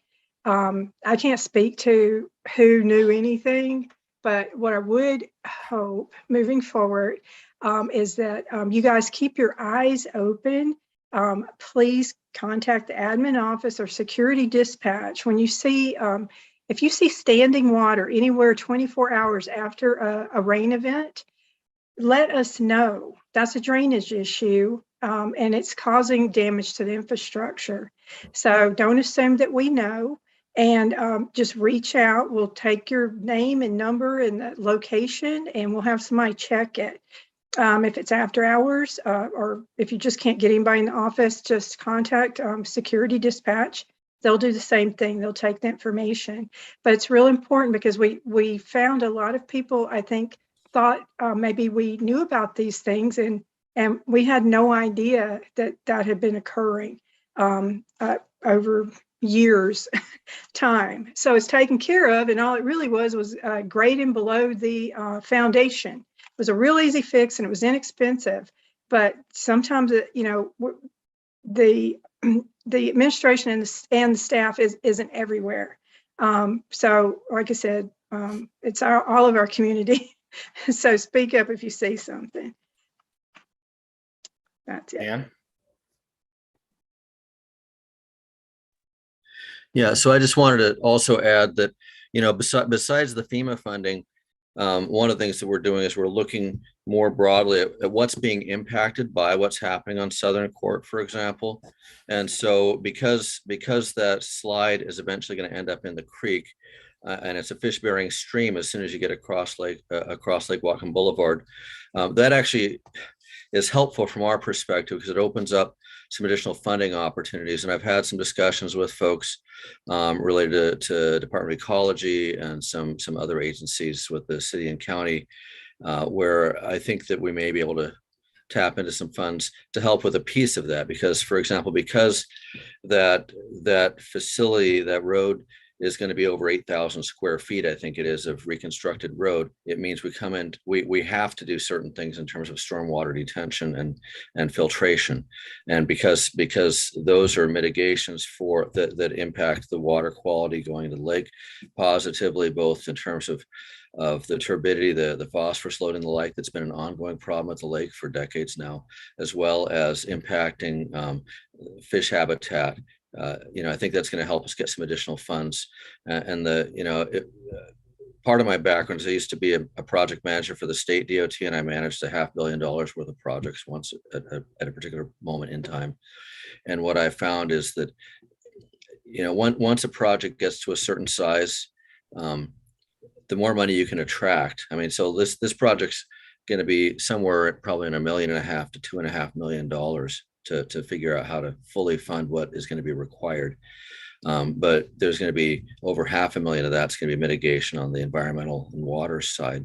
So if we can find ways to get those funds, that's a big chunk, and they'll get the attention of other funders and help us get more. So if anybody, the other thing I'll say is, it's always amazing in a community how many people have their own niche of knowledge. So if people have ideas about different funding sources we should look at, I just say, maybe email them into to me. It's dan.pike@suddenvalley.com.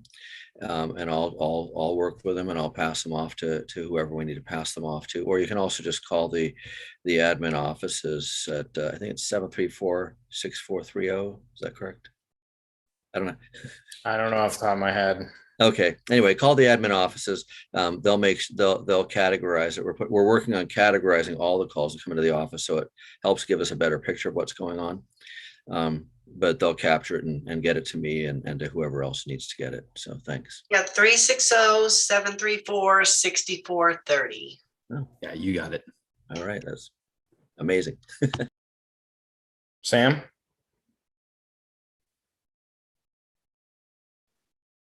I think I hit a button. I'm good. Okay.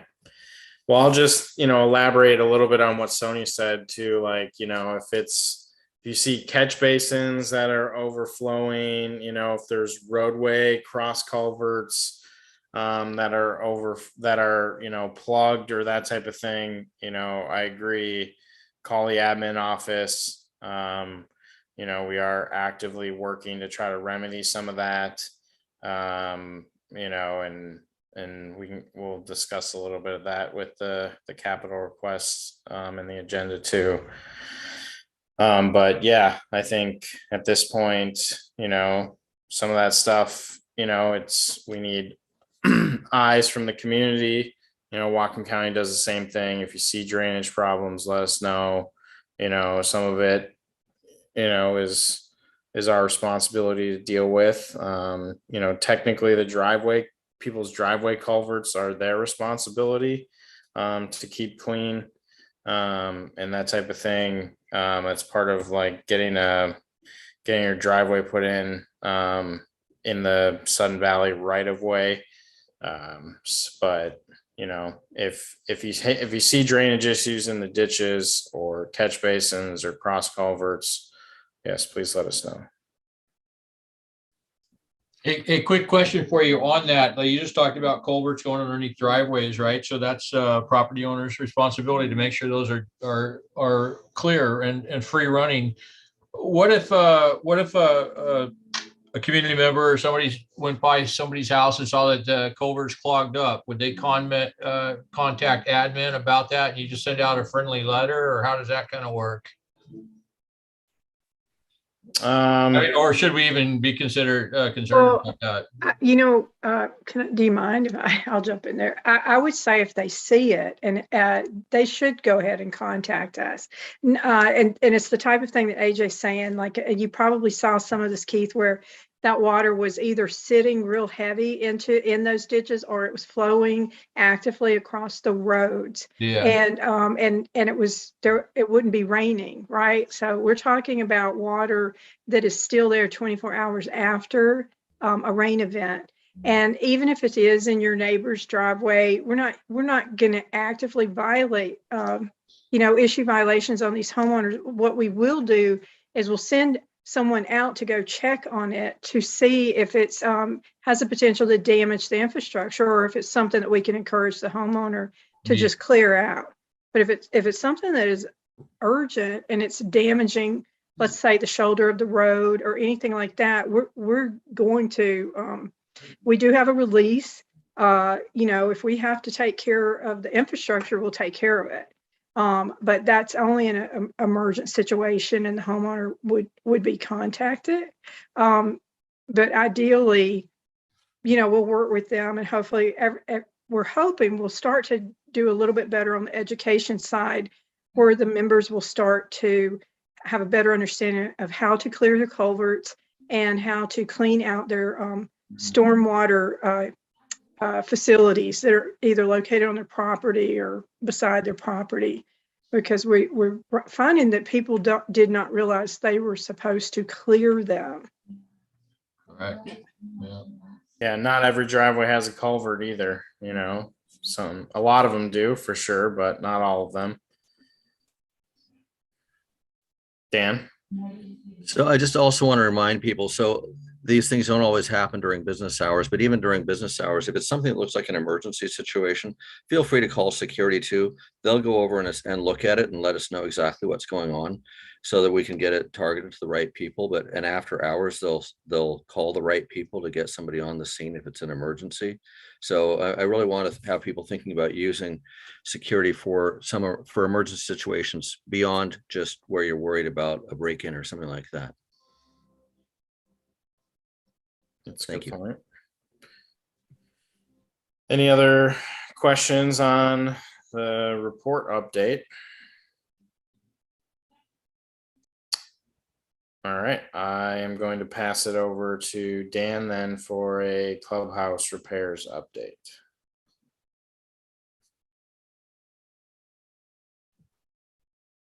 Thanks for such a thorough report, AJ.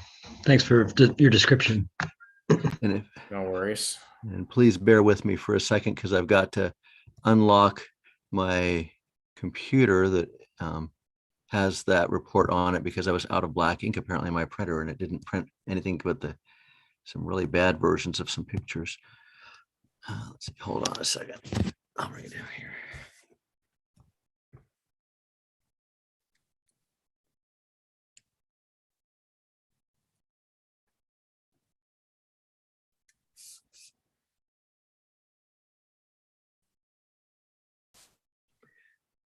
So there's a whole bunch of things related to the Clubhouse report that I want to talk about, and I want to talk about this.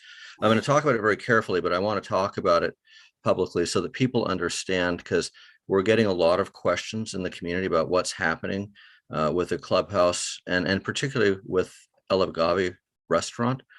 And so I just want to talk about what's going on there. So so first of all, the remediation is continuing in the clubhouse. It's been an ongoing process. They're pretty far along, right? At present, they're in a drying phase.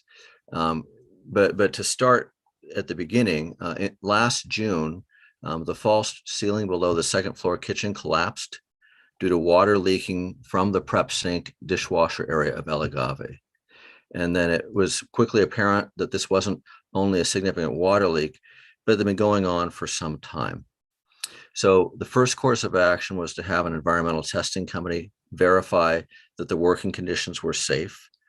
And once that was confirmed that employees and restaurant staff could safely work in the building, a temporary closure date for water remediation was discussed with Brian Krulak, who was the director of golf, and the management of El Agave, who is the current restaurant occupying that leased space. The management of both the restaurant and Sudden Valley Golf Course requested that water remediation be postponed until the slower winter season. So a start date of December 1st was set, with temporary steps taken to mitigate the water damage. So on December 1st, the restaurant, that's when the restaurant was temporarily closed. And the association at that point waived El Agave's December rent while allowing El Agave to bring their food truck and provide service from the restaurant bar rent-free. El Agave subsequently made a decision to not utilize the food truck in Sudden Valley. And so that was a decision they made. And I just want to emphasize that because people have said that in the community have suggested that we kicked them out, that the administration kicked them out, and we did not do that or kick the truck out. Once the restaurant was temporarily closed, the contractor was then able to gain access to the area that had previously been locked.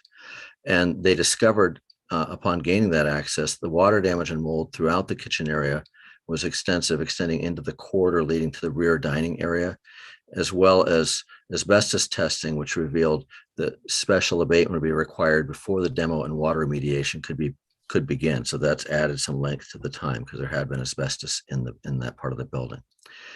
During the prep of the area, a completely waterlogged wall crumbled and a sink was removed.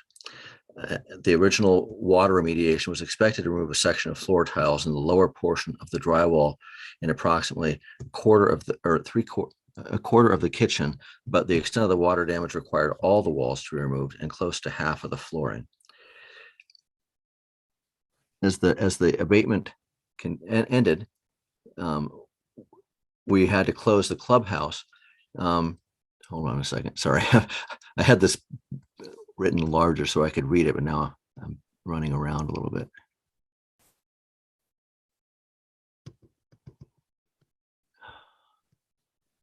So as the abatement ended, the clubhouse had to be closed due to record-breaking snow, coupled with the extended freezing temperatures. And then after a delay, the kitchen demo was completed the week of January 17th with the dry out still continuing at this point. The clubhouse plumbing, electrical, HVAC, and other complicated systems will be assessed to determine if any additional work should be undertaken during the water remediation and kitchen rebuild. So, but beyond that, I also want to talk a little bit about, so there's some larger issues that are going on with this project. So we've had some, so really what's happened is that El Agave has on a couple of occasions taken actions that were contrary to what the fire marshal said they had to do. They didn't take direction either directly from Sudden Valley management, nor even from their own attorneys about not going in and accessing areas they weren't allowed to be working in. So what's happened at this point is we've got a situation where our attorneys have advised that we work through our attorneys, who in turn contact their attorneys, and that's how we make decisions. And I will say that is currently working better. So, and that's really all I want to say at this point, except that we've got a complicated situation going on, and one of the things that I do know is that if you're speaking fully, truthfully, that that is protected speech. So I'm being very careful about what I say. Everything I say is accurate, and I'm willing to have that brought up and addressed in any legal forum that might be required. And I think that our attorneys are doing a very good job of helping us manage an unfortunate situation. You know, nobody has been trying to kick El Agave out. And I feel for them too, because I know how challenging the environment has been for small businesses, particularly restaurants or public facing businesses over the last couple of years with the COVID crisis. But at the end of the day, you know, my job and your job collectively is to preserve and advance the interests of the Sudden Valley community. And so we're trying to do that. We're trying to do that working with El Agave. And at this point, we're working with them through our attorneys and through their attorneys. And, you know, I don't know, at this point, that's all I can tell you. I don't know what's going to happen. No decisions have been made to kick anybody out or, you know, do anything. So we're just trying to see a challenging situation through. And if you have any questions, I'll answer them if I can.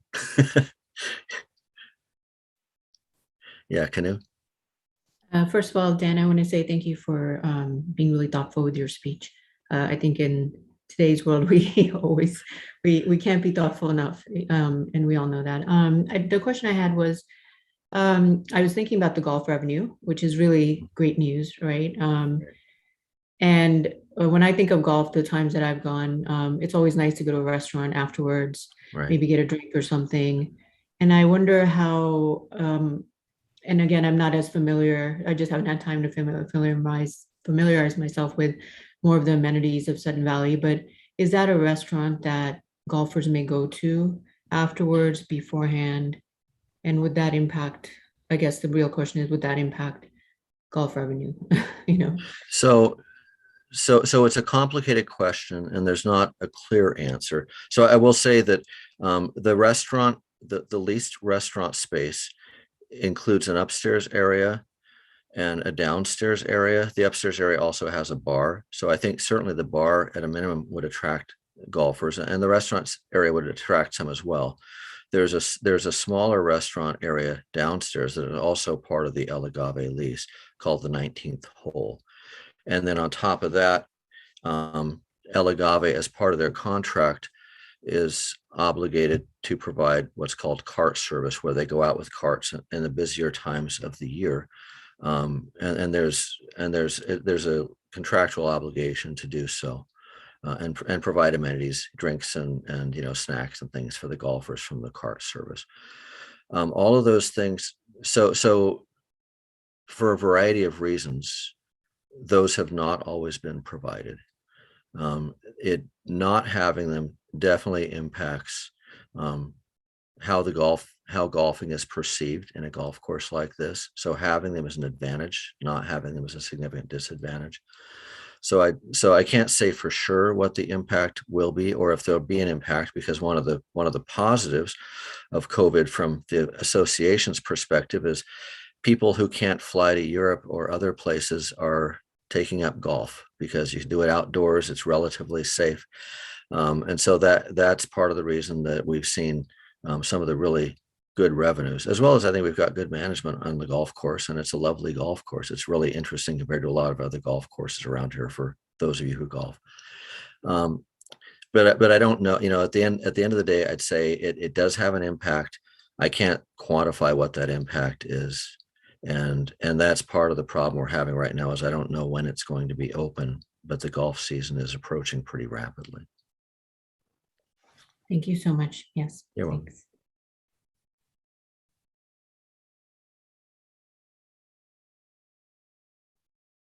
Okay, well, thank you. All right. Thanks, Dan. Thank you. Keep moving on the agenda. So we have next on the agenda is introduction of a new views editor. So Brent, our former views editor, he did go find himself a new job and is no longer with the Linden Tribune. We do wish Brent well in his next endeavors, and we appreciate all the service that he's provided to Sudden Valley.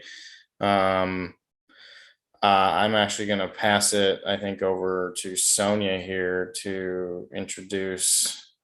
Well, I mean, maybe it might be easier just to pass it over to Leora to explain her role, and then who I believe you're the reporter, and then we have an editor as well.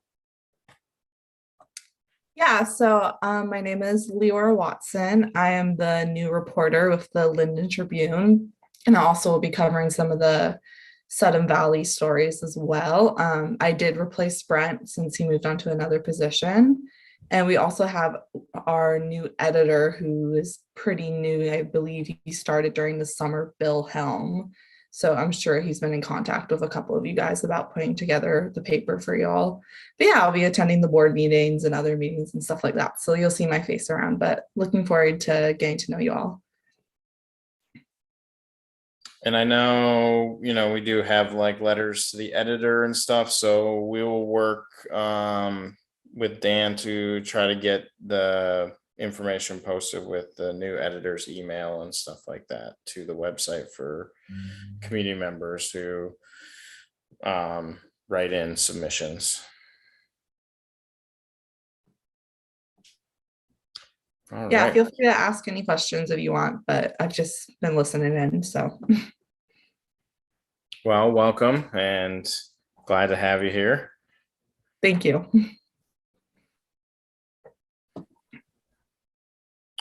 Does anyone have any questions about that?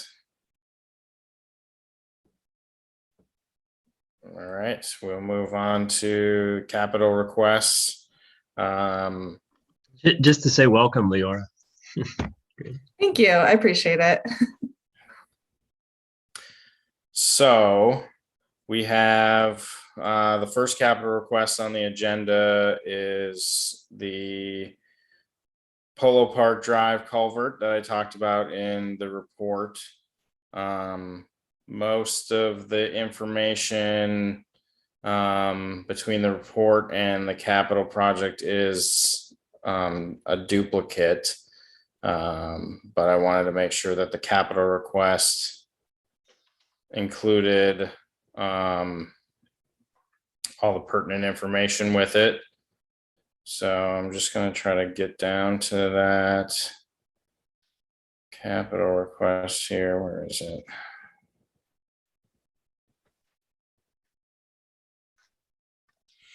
AJ, would it be prudent to also explain in the absence of our finance committee why we're bringing these requests straight to the board?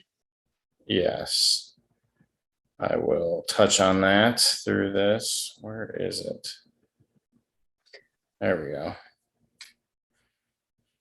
All right, let me share my screen again here quick. So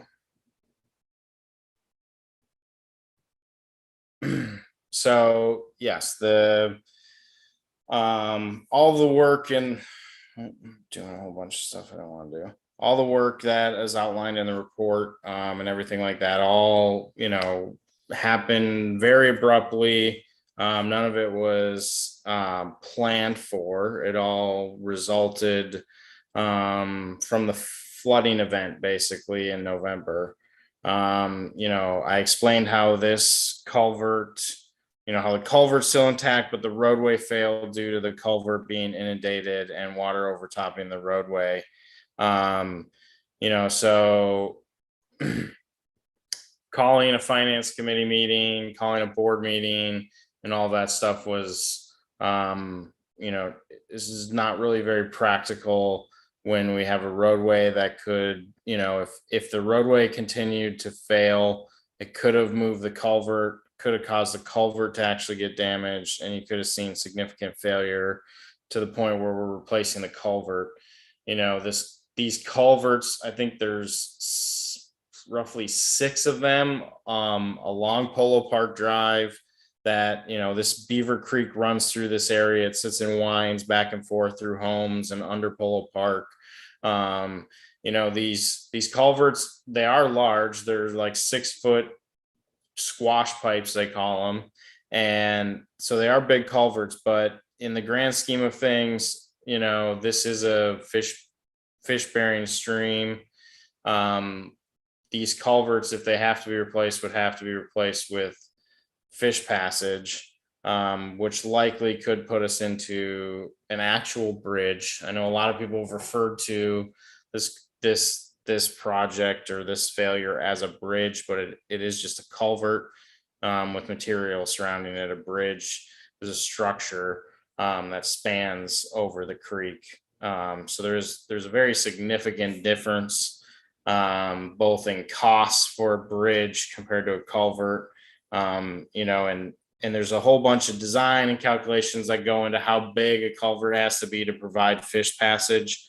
These culverts in particular, because they're all the same, all 6 of them, we've actually gone out and looked at all of them after the flooding event.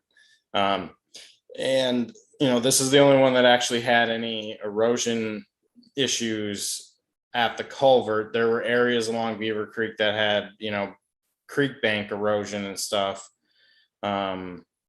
But these things had to be dealt with in an expedited manner. So the executives made some decisions based on recommendations from Tyler at P&W and the engineers that were brought on board to help with this, to deal with these in an expedited manner. And so that's why you'll see in the capital request, that this is, a decision that's already been made. These funds have already been spent, but the bylaws do require the executive committee to bring forward decisions like this to the board for what is referred to as ratification. And I'm not going to read the capital request to everybody. A lot of it is similar to what's written in the report. But these are basically the costs, that are documented through the documents. The only costs that aren't specifically documented in the capital request are P&W's costs for preliminary analysis and I think the preliminary engineering phase. Those are Tyler gave me those numbers. Actually, his design phase, it's just the preliminary analysis phase, was done on an on-call contract that we have with P&W. And that was part of that first letter that he put in, that he drafted, that was in the report from his initial site visit to all these, and some of the initial discussions that were needed to be had with, bringing engineers on board, and things like that to get a project designed. And so, if this is a planned capital project, we would obviously put a whole package together, put a proposal together that goes in front of the finance committee. They discuss it, they talk about it, they then approve and recommend or not approve. If that's what's decided to, and if they approve and recommend it, then it goes to the board, and then the board, does the same thing, reviews, discusses, and approves the funds, because the board is inevitably the final authority for approving the project to move forward and spending capital funds. So, initially this work is coming out of operations, on an emergency basis. And so, this capital request is the executive committee, basically saying, this project rose to the level, something that's more in line with a capital repair, and different from like the Harborview Drive or the Barn 8 repairs. Those are pretty small dollar amounts, quick work that took about less than a day to a day to complete. This project's been has taken, and those other ones didn't require any engineering necessarily. They're very simple, normal construction type stuff. This is a little bit different animal. And so, yeah, basically, the executive committee approved Tyler to bring in impact design to support the project, to put together the design so that Tyler could put it out to bid. And then the executive committee approved Tyler to put that design out to bid and get, and then we approved Tyler to award a contract to Stremler as the low bidder for the project. I explained the contingency previously, but this is the estimated total for the project. Basically, there's strong likelihood it'll come in, slightly less than that. I didn't have official.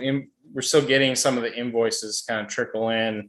Usually you get an invoice like a month after the work is completed, and things like that. So some of the official invoices for exact costs, will still trickle in over time. And obviously Stremler's still doing the work, so the invoicing with that hasn't even started yet. But we are basically setting up a capital project here so that all of these funds that have been expended on operations will get pulled and into this capital project. And so those funds out of operations, we worked with Joel to try to determine the best ways to pay for these things in the interim until like this documentation was ready to come to the board for ratification and approval. And basically, this is what we're looking at for basically a maximum amount payable is what we'll call it. If the boards basically would be ratifying that, Tyler and Impact and Stremler have this much money to spend. And if for some reason more money than that is needed, then that would need to come back before the board as like what's called a change order, which changes this initial capital request to add money to the project. I don't anticipate that being a need at all in my discussions with Tyler. Basically, you can go through here. We already went through a lot of this stuff. This is, just from the report. But I wanted all this to be with the capital request because Joel keeps, a record of all these capital requests in their files for the project and stuff like that. So it is a little bit duplicative in this agenda packet, but that's just to make sure Joel has all the information, for the records of the association. And, I already kind of went through all this. These are the estimates that were provided, the plan set that was provided, which you can't really see very well in that big of a mode. And obviously you can't read any of that at that scale, but, there's the permit approval, Tyler going out to bid for the project. The bid tabs again,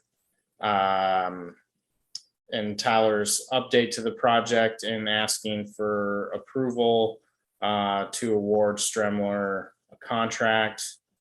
Stremler's information bidding on the project. And then you have the executed contract, although I did notice that the digital signatures disappeared on this for some reason. Not really sure why, but they did. And then, there's your standard contract for the construction work. They're required to do a number of different documents that go with the contract, which is all, you have a payment bond, you have a performance bond. So they're they're basically warranting their work. and everything like that. They have to provide insurance that includes Sun Valley as an additional insured on the work that they're doing. And then this is just their surety that's providing those bonds for them. And this is the insurance documents. And yeah, I'm not going to go into details on any of that stuff. If you have any specific questions on the insurance or any of that type of stuff, I'd be more than happy to explain it to you. It's really boring. Lots of terms like indemnification and waiver of subrogation and additional insured and things like that, but they're all standard things that are, we do the same things at the county when we hire contractors to do work. So basically, the project was needed to move forward quickly. There's no ability to really wait. We needed these things to move fast. And so the executives took those actions on behalf of the board, basically, to make sure we got the road repaired so that, EMS services can provide quicker access to homes, that are around this area and all that stuff. Sorry, I'm trying to get back up to the capital request, and there's just so many documents. So do you have a motion for this, AJ? Yeah. So I was literally gonna ask too. So, basically I move that the board of directors ratify the executive committee's decision to allocate $60,792.66 from the capital roads reserves for costs associated with the Polo Park Drive subgrade and pavement repair project. Second.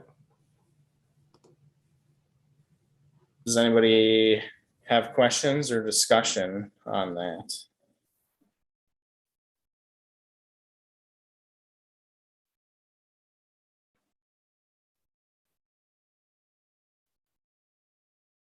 Canoe?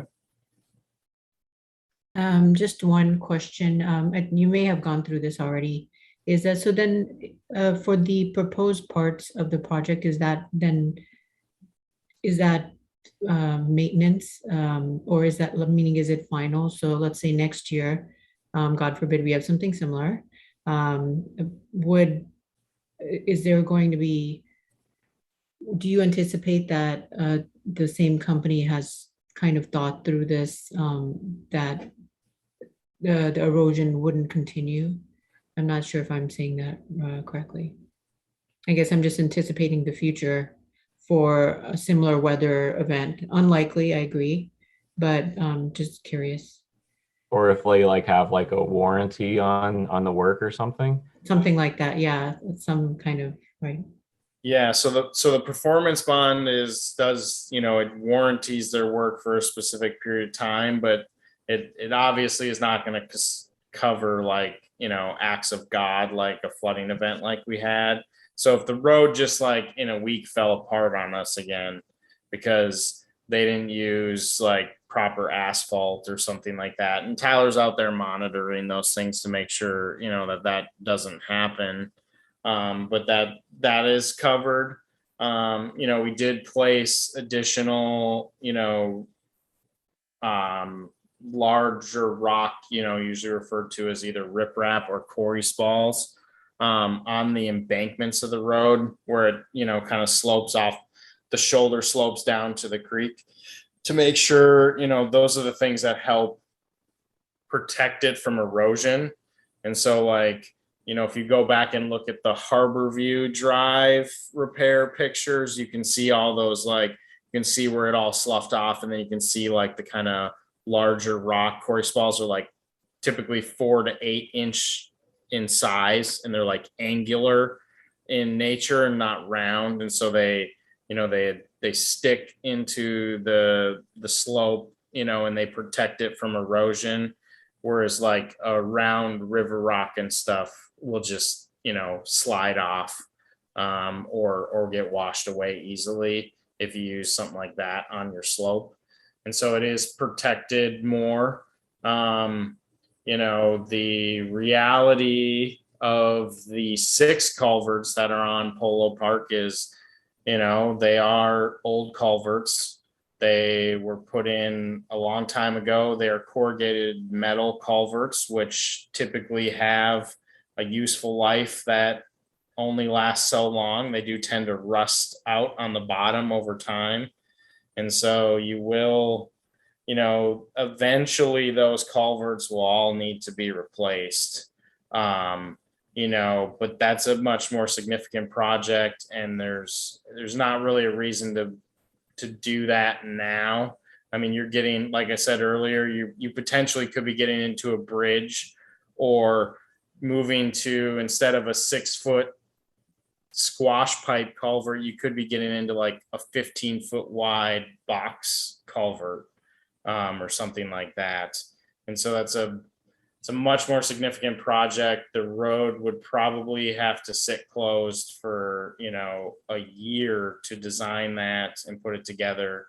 And so it's not really a good practical idea to just go down that road. This is a pretty relatively cheap fix, and barring, we've had a lot of big rain events and things like that, and nothing's ever happened at this culvert. And it took what is a historic flood event, it's like a 500-year event, basically. It's the biggest, flooding event in Whatcom County's history, with some of the highest rainfall totals in like 24 and 48 hours that we've seen recorded anyways. So, you wouldn't expect to, unless something like that happens again, which is possible, but they do call them 500 years because they're only supposed to happen once every 500 years. I know there's a lot of talk all the time about how those types of events, whether it's wildfires or rain events or flooding events or snow events, are happening more frequently, but I don't know that that's actually supported, at least on the flooding aspect, by solid data. So does that Thank kind of you. answer Yeah, your makes question? sense. Yes, in detail. Yes, thank you. Okay, I see Very, Sam. I mean, very helpful. Yeah. Yeah, no problem. See Sam and then Sonia. I had my hand up first. Oh, sorry, I didn't. I'm kidding. I was joking. Go Actually, ahead, Sam was first, Sonia. I Sorry. said, Well, I called on Sam first, so. Well, I'll get out of the way in a hurry for Panu. Nice to see you on the board. The things that I saw over there, and I talked to the guys who were working on it, the standards were lower back then, and they matched the standards when they built the things, and so they've been there a long time, and so eventually we had some problems with it. It wasn't necessarily all of the storm; it already was aging, but now and their repair work upgraded that to some degree, and so it looked a lot better, and it's better under the roadbed. So there is some improvements there anyways. Some of that stuff was age along with higher water. So there should be some improvement with that repair. Yeah. The original road subgrade was built with like what's called a pit run, which is a very like fine soil mixed with like rocks and stuff. And when they build road subgrades now, they use what's called either base course or top course, which is more of a gravel. It's more angular rock. It locks and compacts a lot tighter, so that it can't erode away. And then when you put the quarry spalls and the riprap on the shoulder slopes and stuff, it helps prevent that erosion. Sonia? I just wanted to expand on the fact that you mentioned that this is a relatively cheap fix. That's it wasn't chosen as the fix because it was inexpensive. It was the recommendation of the engineers that all looked at that. So we have Tyler, as AJ mentioned, but everybody that's involved in that project. This is the, and including Fish and Wildlife, who came out and looked in the area. This is the fix that they agreed to do.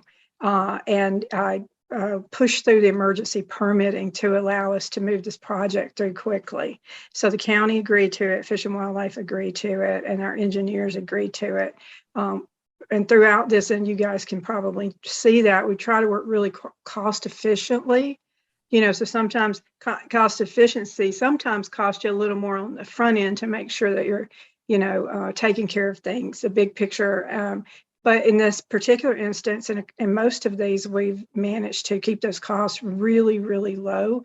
And most of these jobs have are basically complete. They'll be complete pretty much at the beginning of next week, other than those big ones that that AJ mentioned.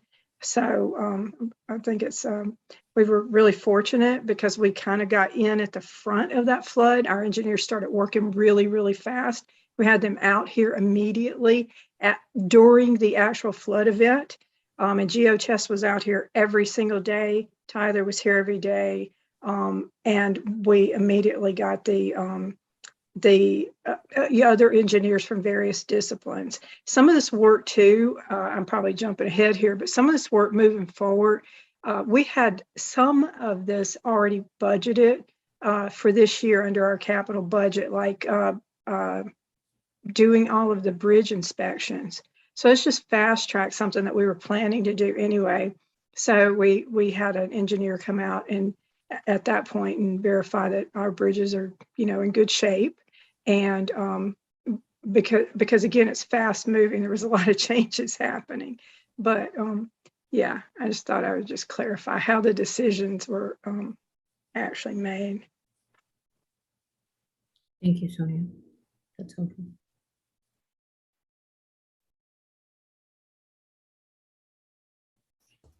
All right. Is there any other questions related to approving this as a capital project? I'm pretty sure we are all experts in this right now. Excellent. All right. Well, I will call the question then. The motion on the table is that the board of directors will ratify the executive committee's decision to allocate $60,792.66 from the capital roads reserves for costs associated with the Polo Park Drive subgrade and pavement repair. So all those in favor? All right, that passes unanimously. All right, moving on then to the next two capital requests, which they do kind of go in hand with one another. And I'll just share my screen real quick again, I guess. So basically, these are normal line items that we typically have in our capital budget each year. They provide the general manager and the administration with the ability to deal with things that come up that are unexpected, unplanned, or emergency in nature. Both of these next two capital requests, the executive committee, you know, we've had a number of things we've had to deal with. You know, obviously Tyler has been involved in all of these projects. And we've had other engineers and experts that have had to come out and give us recommendations for how to deal with some of the damage that we've sustained. And so, you know, there are costs associated with that. We've also experienced some significant drainage issues that aren't completely related to the flooding event. We've had a number of culverts that have been issues. We've had a number of catch basins across the community that have been issues, and ditches that have caused flooding and created problems for homeowners, you know, that are, you know, as a result of our infrastructure. You know, catch basins getting clogged with debris over years, culverts get clogged with debris over years. Those things need to get cleaned out so that water has positive drainage and it flows, doesn't get stagnant, doesn't back up and then overtop and go places where we don't want it to go. And so basically both of these, are line items in our capital budget that the board approved last year. And I pulled the dollar amounts from that, and they're basically made to help cover the ability, for the administration to deal with things that come up, that need to get dealt with immediately, that, we can't wait 48 hours to convene the board, and, or have the executives come in and approve something. This just gives some flexibility there to deal with unanticipated items. And so the first one that we have is on-call engineering services, which is basically it's P&W, other engineers helping do preliminary analysis, provide technical evaluations, like geotest, doing all their DCP tests, those types of things, permitting and stuff for projects and stuff like, the pole park project, we had to get an expedited HPA permit from Fish and Wildlife, those types of things. And then the second capital request basically is more for dealing with those drainage issues. Where is it? Actually, I think I got them backwards. That was the on-call is the second one. And so that's, some construction engineering support. So that's maybe potentially Tyler being out there managing a contractor, directing the work, making sure it's getting done appropriately, making sure we're protected as the association and getting what we pay for, and that includes the contractor's time then too of maintaining any existing infrastructure or repair to damaged infrastructure, that would result from a culvert being clogged that was unknown, and now all of a sudden water's running down, someone's driveway or down their yard and towards their house or into their house, those types of things. So the first capital request is fast response for unforeseen drainage issues. And so, the executives basically have approved these line items in advance due to everything that happened to help support, Dan coming in, P&W, those types of things. And, these monies are still being, there is work being done under these dollar totals. Those invoices and stuff are still being, billed to us, submitted to us, processed. And as we move through and spend some of this money, we'll work with Dan to put together a report on these and what's gets spent, and we'll present that to the board, at a future meeting so that you guys can stay, aware of what's being spent and on what exactly. But it's like the Pole Park Drive Bridge just inside Gate 9 had some scour issues around the abutments. And so some work was done there to ensure that no damage occurs to the bridge, things like that. Culvert cleaning and maintenance, some catch basin issues and other ditch issues, and just basically ensuring we have positive drainage in areas where it isn't, and it's causing problems for both Sudden Valley and or homeowners. So I'll move that the board of directors ratify the executive committee's decision to obligate $83,208 from the capital road reserves for costs associated with fast response to unforeseen drainage issues. Second. All right. Do we have any questions related to fast response?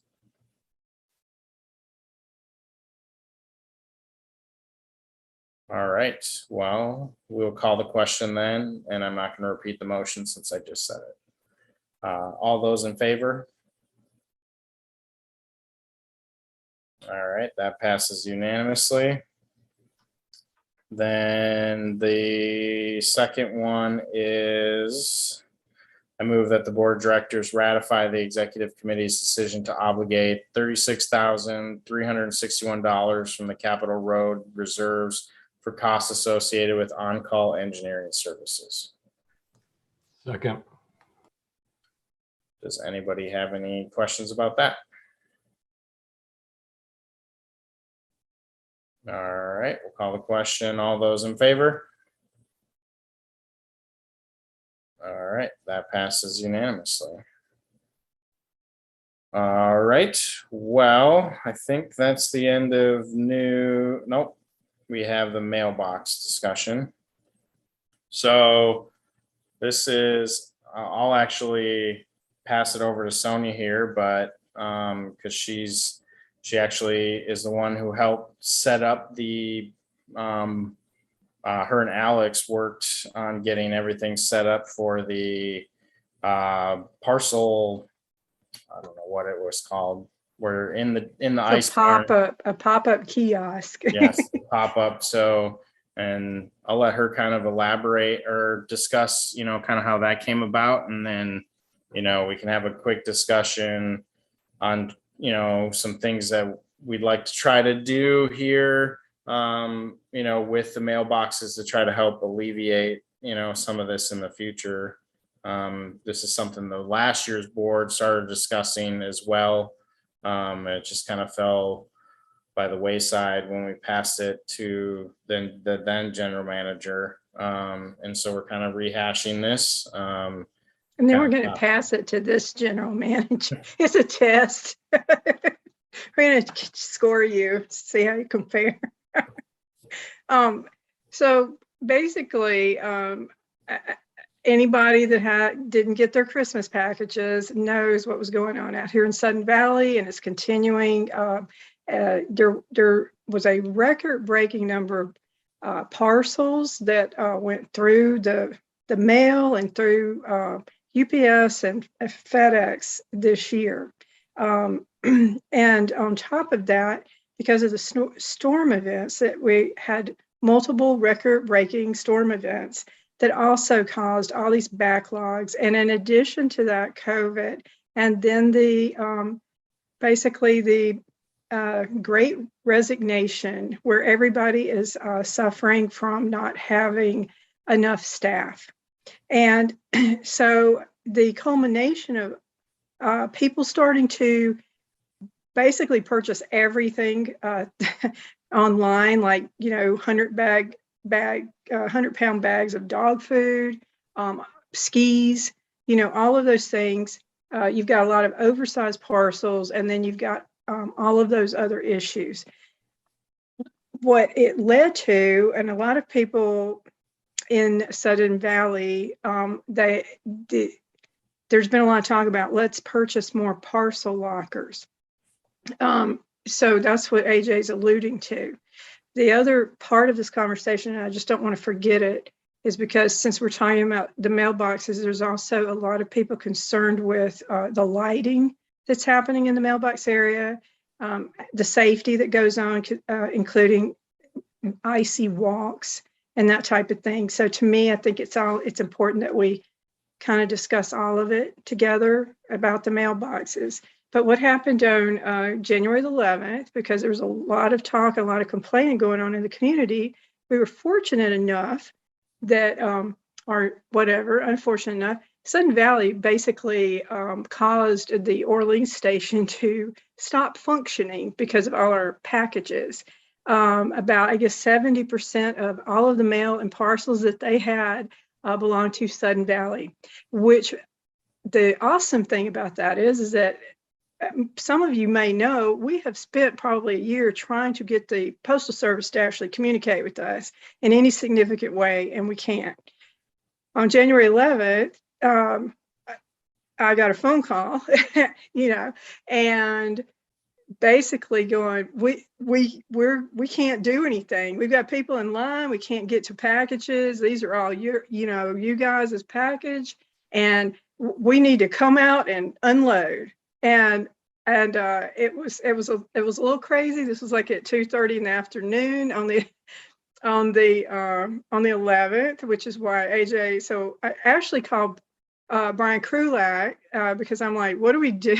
Like, we've got the barn. Brian suggested the ice barn. Dan went over and met with him, scoped it out, and we coordinated a plan to be able to bring in over 3,000 parcels. It was a significant amount. I know that there was an article in the Bellingham Herald that said something like dozens of packages. There was literally 1,200 picked up the first day. And this was a two-day event, and there was over 1,000 on the second day. Because of that, and I had multiple conversations. The postal workers that came up, and I do want to thank Alex, by the way, because he was off work and went over and helped try to last minute set everything up, and he got there early, as did everybody over in rec. But like I said, he was off and was willing to, help out at the last minute. And but what this caused is us to be talking with people that we can't normally. They seem to kind of brush us aside and make this our problem. It has now become their problem that they need to help solve. And so we were in a good enough position to kind of strong arm them a little bit for that conversation. And what was revealed is that additional parcel lockers is not going to solve the problem. It just won't. And so there's a bigger conversation to be had. We function fine. We have enough parcel lockers. We could do a few more, but we're fine throughout the year. This happens leading up to the holidays, and that may change. It may become year round. But the thing is, we do have land, and it actually, they had to bring in crews from Seattle to come up and help, and they were loading those trucks the day before, and then they were out here 12-hour days, 2 days in a row. And so it was a significant expense for them to have to do that. And so they were starting that conversation to find out if it's a matter of that we create a permanent seasonal facility that they would service for our 8,000 residents to be able to pick up their packages. And so that's what we're working on right now. So again, we can ask staff. We do have the pricing on what it would cost for those parcel lockers, but it just seems like that we have about $76,000 that's in the mailbox reserve. And it looks like there's a possibility that we're hopefully going to find a better solution, not a temporary solution with the Postal Service. That's our hope, because they need a solution. And so I would like to discuss utilizing those funds, because the other thing that happens is that our mailboxes freeze up in the winter because they endure all the snow and the rain and everything, and they're not covered. And then we have residents that have fallen. There's one resident that's written me, and she fell and broke her wrist because it gets icy out there and everything. And we do need to, think about that. But there's also the lighting issues, and just there's some things that we could probably take care of if we just consider putting a shelter over them with lighting. And so to me, I feel like, that's my personal opinion, I just want to say that I feel like it would be more beneficial for us to utilize those mailbox funds for shelter and lighting of the mailboxes that we currently have, because it looks like that, like I said, at least at this time, we would just be spending we'd spend $80-something thousand to put those boxes in, and again, we will still have the same problem. It won't help, but we can put a shelter in, we can put lighting, or we can do none of that, but that's the conversation. Sam? I want to add, I like all that. And I've been thinking some things myself about, I was out actually busting ice and de-icing along in front of mailboxes for the mailman to be able to walk and for the residents to be able to walk there. And it's a similar situation as our driveways and sidewalks at our own house. But I would like to recommend that as part of our snow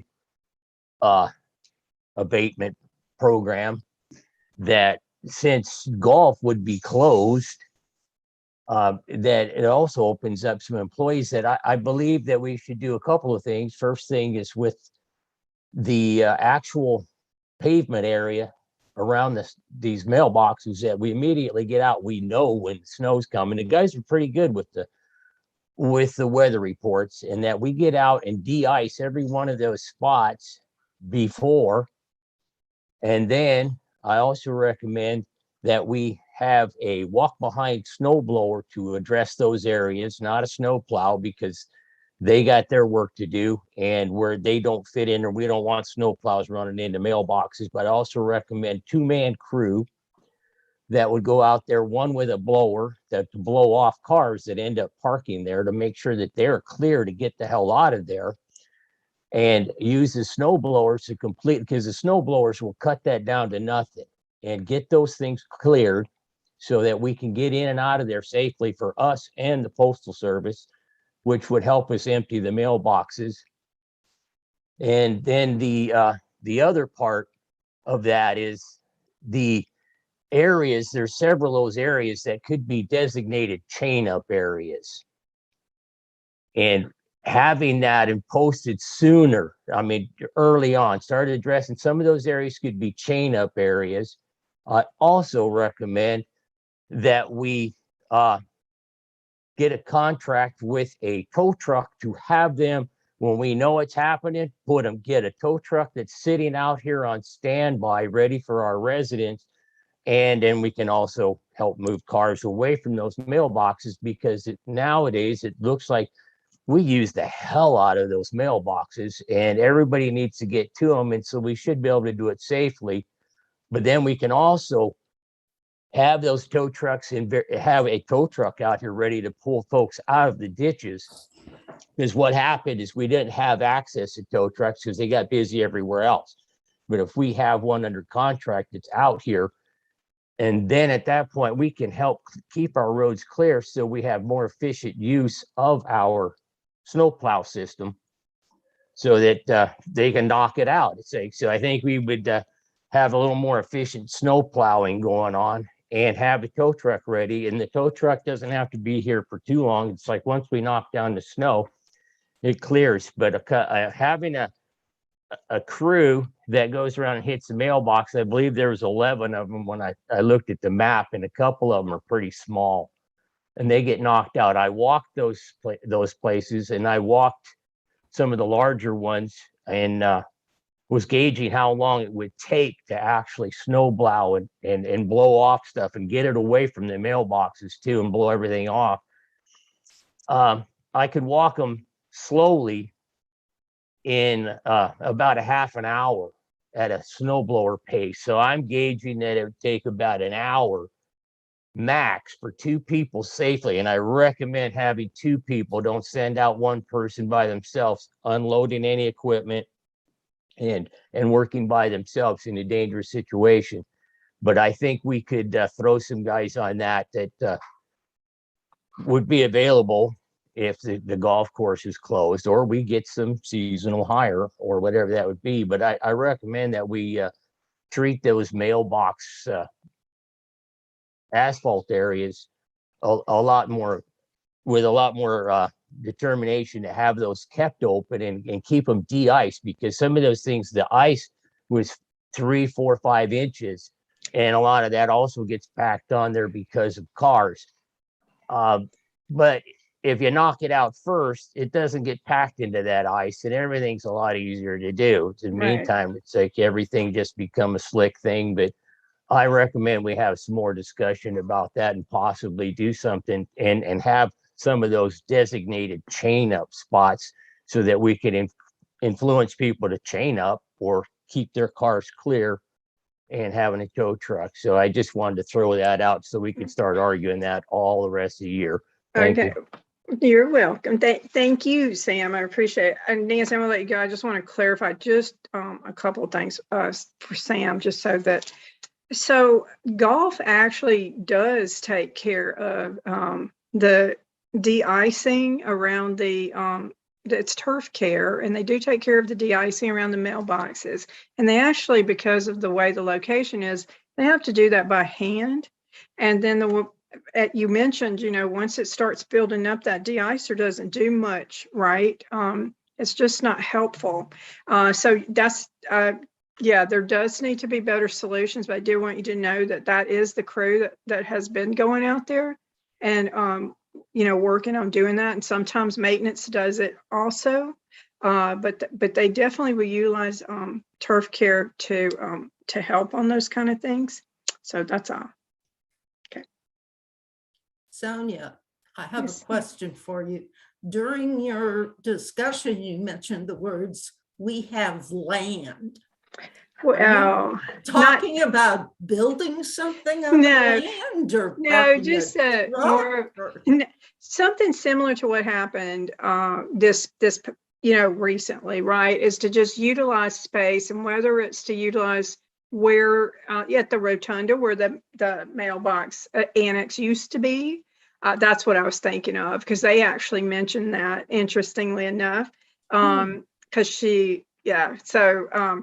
but there is space, there's locations. It may be something where you do like, we're here these 2 days and then we move over here and we're in this location these 2 days. But it'd be similar to these again are initial discussions, but it would be similar to what occurred. And the nice thing is we wouldn't be doing it in with less than 12 hours to plan it, right? So it would definitely be like a regular schedule and something that would it would relieve a lot of that congestion that they have there at the post office that caused a lot of problems for them, and also help our community too. Okay, so are they working out of a truck? I didn't go down there. They were out of the ice barn. So they would just, they could, if the weather was nice, which isn't usually in December, they had tents that they were going to put up, but the weather was just awful. And so we put them in the ice barn. It actually worked really, really well. As a matter of fact, they were able to go to the cars and take the notices when there was periods of time when the weather was really bad, and they walked out there and got the notices and brought the packages to people in their cars. So that's what I mean. I probably shouldn't have said it like that, but I just mean we have locations. We've got plenty of room. We actually had a great, considering they brought in over 3,000 packages, and it was a pretty incredible event to stage it on such short notice, and to see that, hey, we actually do have room for this. We can do this. They need to help. This is not all on this community, right? But that's what I meant. Sorry. Thank you. I got scared there. No, I'm glad you clarified. I didn't mean it like that. It would be seasonal. It would be a seasonal location, if that's helpful. Well, I guess I would make a motion that the board asked Dan and staff to put together some additional information for us, regarding costs associated with additional parcel lockers, costs associated with providing some shelter and lighting solutions to the existing mailboxes, and begin to discuss with the post office what solutions we might have for the seasonal backlog that regularly happens. That's a long motion. Just say, give it all to Dan. Second. Did you get that, Dan? I think we got some good ideas. I second it. Yeah, I do like Sam's idea of a snow blower too, so that could be included as well. Oh, And write down snow blower, right there. some of those solutions. So, but yeah, I think those are all good ideas. We've definitely heard comments regularly about lighting. You know, we definitely get comments when it starts snowing about freezing locks and who's responsible. You know, we're responsible for the outer shells as the association, but those individual boxes, those keys, those are, you know, just like if we had mailboxes at each of our houses, those become our, you know, our homeowner issues. So, you know, having some solutions so that's not hindering people in the future. Does anybody else have anything to add to that? I think we'll I obviously think it makes have sense to, more yeah, discussion. we need more information. Yeah, it's good. Love it. I'll look forward to getting you more information, and it's good to know you can get the attention of the post office if you totally flood them out so they can't work. That's right. Let's keep that in mind. They quit Yeah. talking to us, right? All right, well, call the question. I'm not repeating that motion because it's too long. So Second. all those in favor? All right, that passes unanimously. And we'll look forward to having more discussion with that with Dan in the future. Okay, so that's the last of our new business. We do have a quick closed session meeting here. Just Hey, AJ, yeah. how quick do you think this closed session is going to be? AKA, should we move property owner comments before this closed session in case someone wants to make a comment and hit the sack?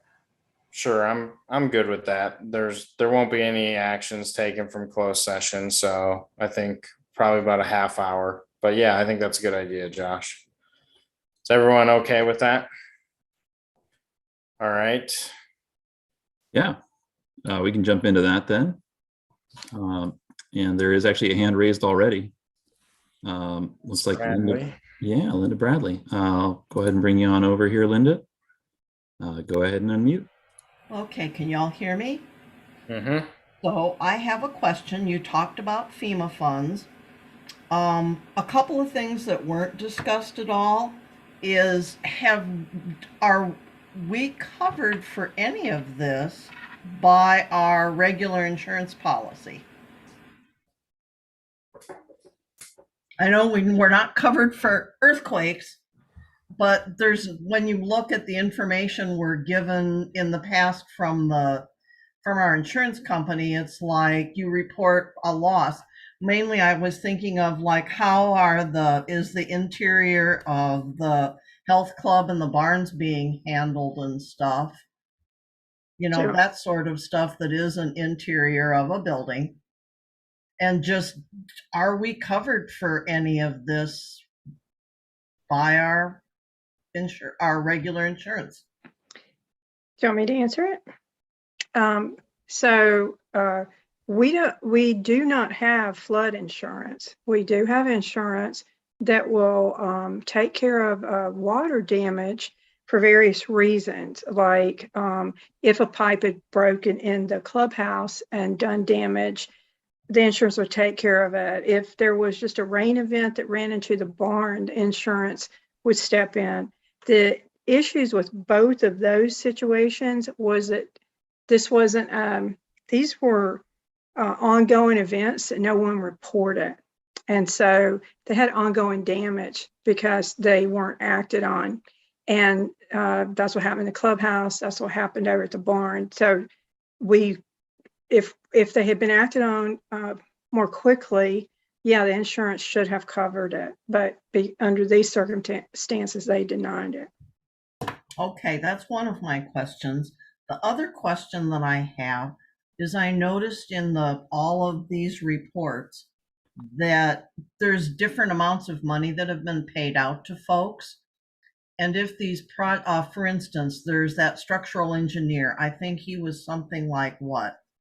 18,000, there was a signed contract. If we've taken these people on and we're paying money out, that's coming out of operations now, since there's no capital memo, and then when you get a capital memo, finally, you will move money from operations, or you will have roads or SURF or whoever reimburse operations? Yeah, I think, I'll let Joel elaborate a little bit on that because we've been working with him to make sure we're, getting those things, and billed appropriately. Some of the stuff will remain in operations, the very small dollar amounts, the like under 10 grand stuff, like with the exterior drainage improvements to Barn 8, Yep. the shoulder repair on Harborview and Maple Court. Like those are just considered, my discussions with Joel, it's like that's like maintenance R&M, I think is the line item Yeah, in the gotcha. budget, or recreation maintenance R&M, type things. And then, yeah, I think Yeah, I just was looking at some let of Joel elaborate on that, I guess. I was trying to look at some of the things, like I say, there's that one Chinook structural that's for like $18,000. And Yeah. I'm sure they need chunks. I'm sure they're billing for chunks of change as they go. Yeah, they are billing that. Yeah, that'll eventually get put into a capital project, to get things up and running and the emergency status, and try to, expedite the replacement of the bridge, so that it can help support the golf course and access to maintenance of various areas of the golf course and stuff like that. It's yeah, it is being funded under ops for Because the I was short going to say, period of it's just, time. it's as that bridge, I think that stream is fish bearing. So you're not going to do anything this year, I don't think, because you have a really small window for anything that's fish bearing. Am I not right about that? Because don't we have another bridge? It's one of those big things for fish passage on Polo Park that was supposed to be done last year that was delayed to this year, right? Yeah, we do. Well, Tyler and Chinook Engineering have been dealing with Fish and Wildlife, as far as permitting goes. I believe we are allowed to move forward, even though we're not in the fish window, largely due to the erosion that's happening on the banks. Fish and Wildlife's not so concerned about a golf course bridge necessarily, Okay. as like an emergency project, but the fact that the stream banks are eroding, which is causing sedimentation into the stream and into Lake Whatcom and exasperating both fish issues and phosphorus issues, they are willing to work with us on that. And hopefully, I'm hoping at the next board meeting, or at the latest, the board meeting after that, we'll have, complete information from Chinook on, how best to proceed with that bridge, and be able to bring it in front of the board for, an official capital request on that stuff. And then, yeah, being able to, basically, yes, that money's coming out of ops now, but when we do a capital request, we'll include it and reimburse ops for the money that's spent now. And then the bridge and stuff will just come straight out of ops. It won't have to come out of ops or capital. Sorry. I was going to say, and the bridge on the golf course will come out of SURF, not roads, right? That would be my expectation. Okay, last thing I got, and then I'll leave you all alone. Mailbox. If nobody's going to do anything with the restaurant in the barn, take all the stuff out of there and make it a big empty room. It's got a lot of space in it. It's got a door in it to take oversized packages out of. It's got a pass-through window to the outside corridor. It has pass-through windows to the inside of the building. Whoever works there from the postal service will have a nice heated spot. It was when the little guy worked at the rotunda for years. He had a little heater in there, and it wasn't ideal. And he also had all of the mailboxes that we all used to get our mail in. but it's just an idea of a space that has sat empty now for what, at least 2 years. Just a thought, and I'm done. I think it's Thank worth you for looking your into. time. So AJ, I mean, just to answer Linda, which you actually did a fine job already answering, is yes, now we have these approved capital projects tonight. We can start to then move some of these costs out of operations to those capital projects. I mean, it looks like we have approximately close to 50,000 or so sitting in operations since November 15th, since the flood. Yeah, and it's just gonna grow through December and into January, I'm sure. Right, yes. Okay. Thank you. That's all I needed to know. I thought so, but I wanted to make sure. Thank you, Linda. Thank you. Thanks, Linda. I'll go ahead and return you to the attendees here. And if anybody else would like to jump in for property owners' comments, just use raise hand in Zoom.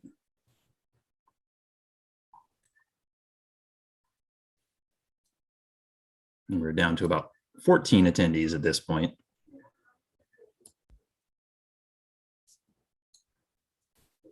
I think we lost a board director. I think we Board may. director too. I don't blame her. It's a new baby. All right, not seeing any further hands at this time.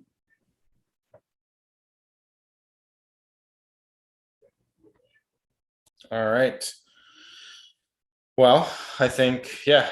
Do we have a motion then to move into closed session? Move to relocate into closed session at 10:14 p.m. Second. I think I beat you. All right, all those in favor? Sandy, did you get the link to the closed session meeting as well? So you're okay. Just want to make sure you're comfortable with what we're doing. All right, so we'll all transition over to that meeting and then we'll come back here once we're done and end the meeting. All right, see you over there.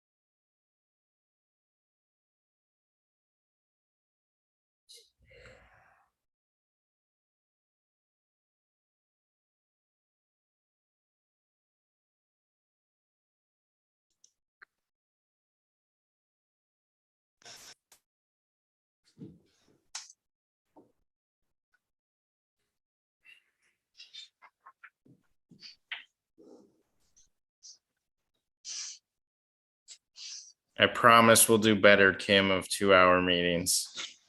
There was a lot to get through tonight, though. I know. I've had 6 hours of meetings today, plus this one makes it 10 and a half hours of meetings. I'm done. Me too. Yeah, I feel it. That's Move to adjourn.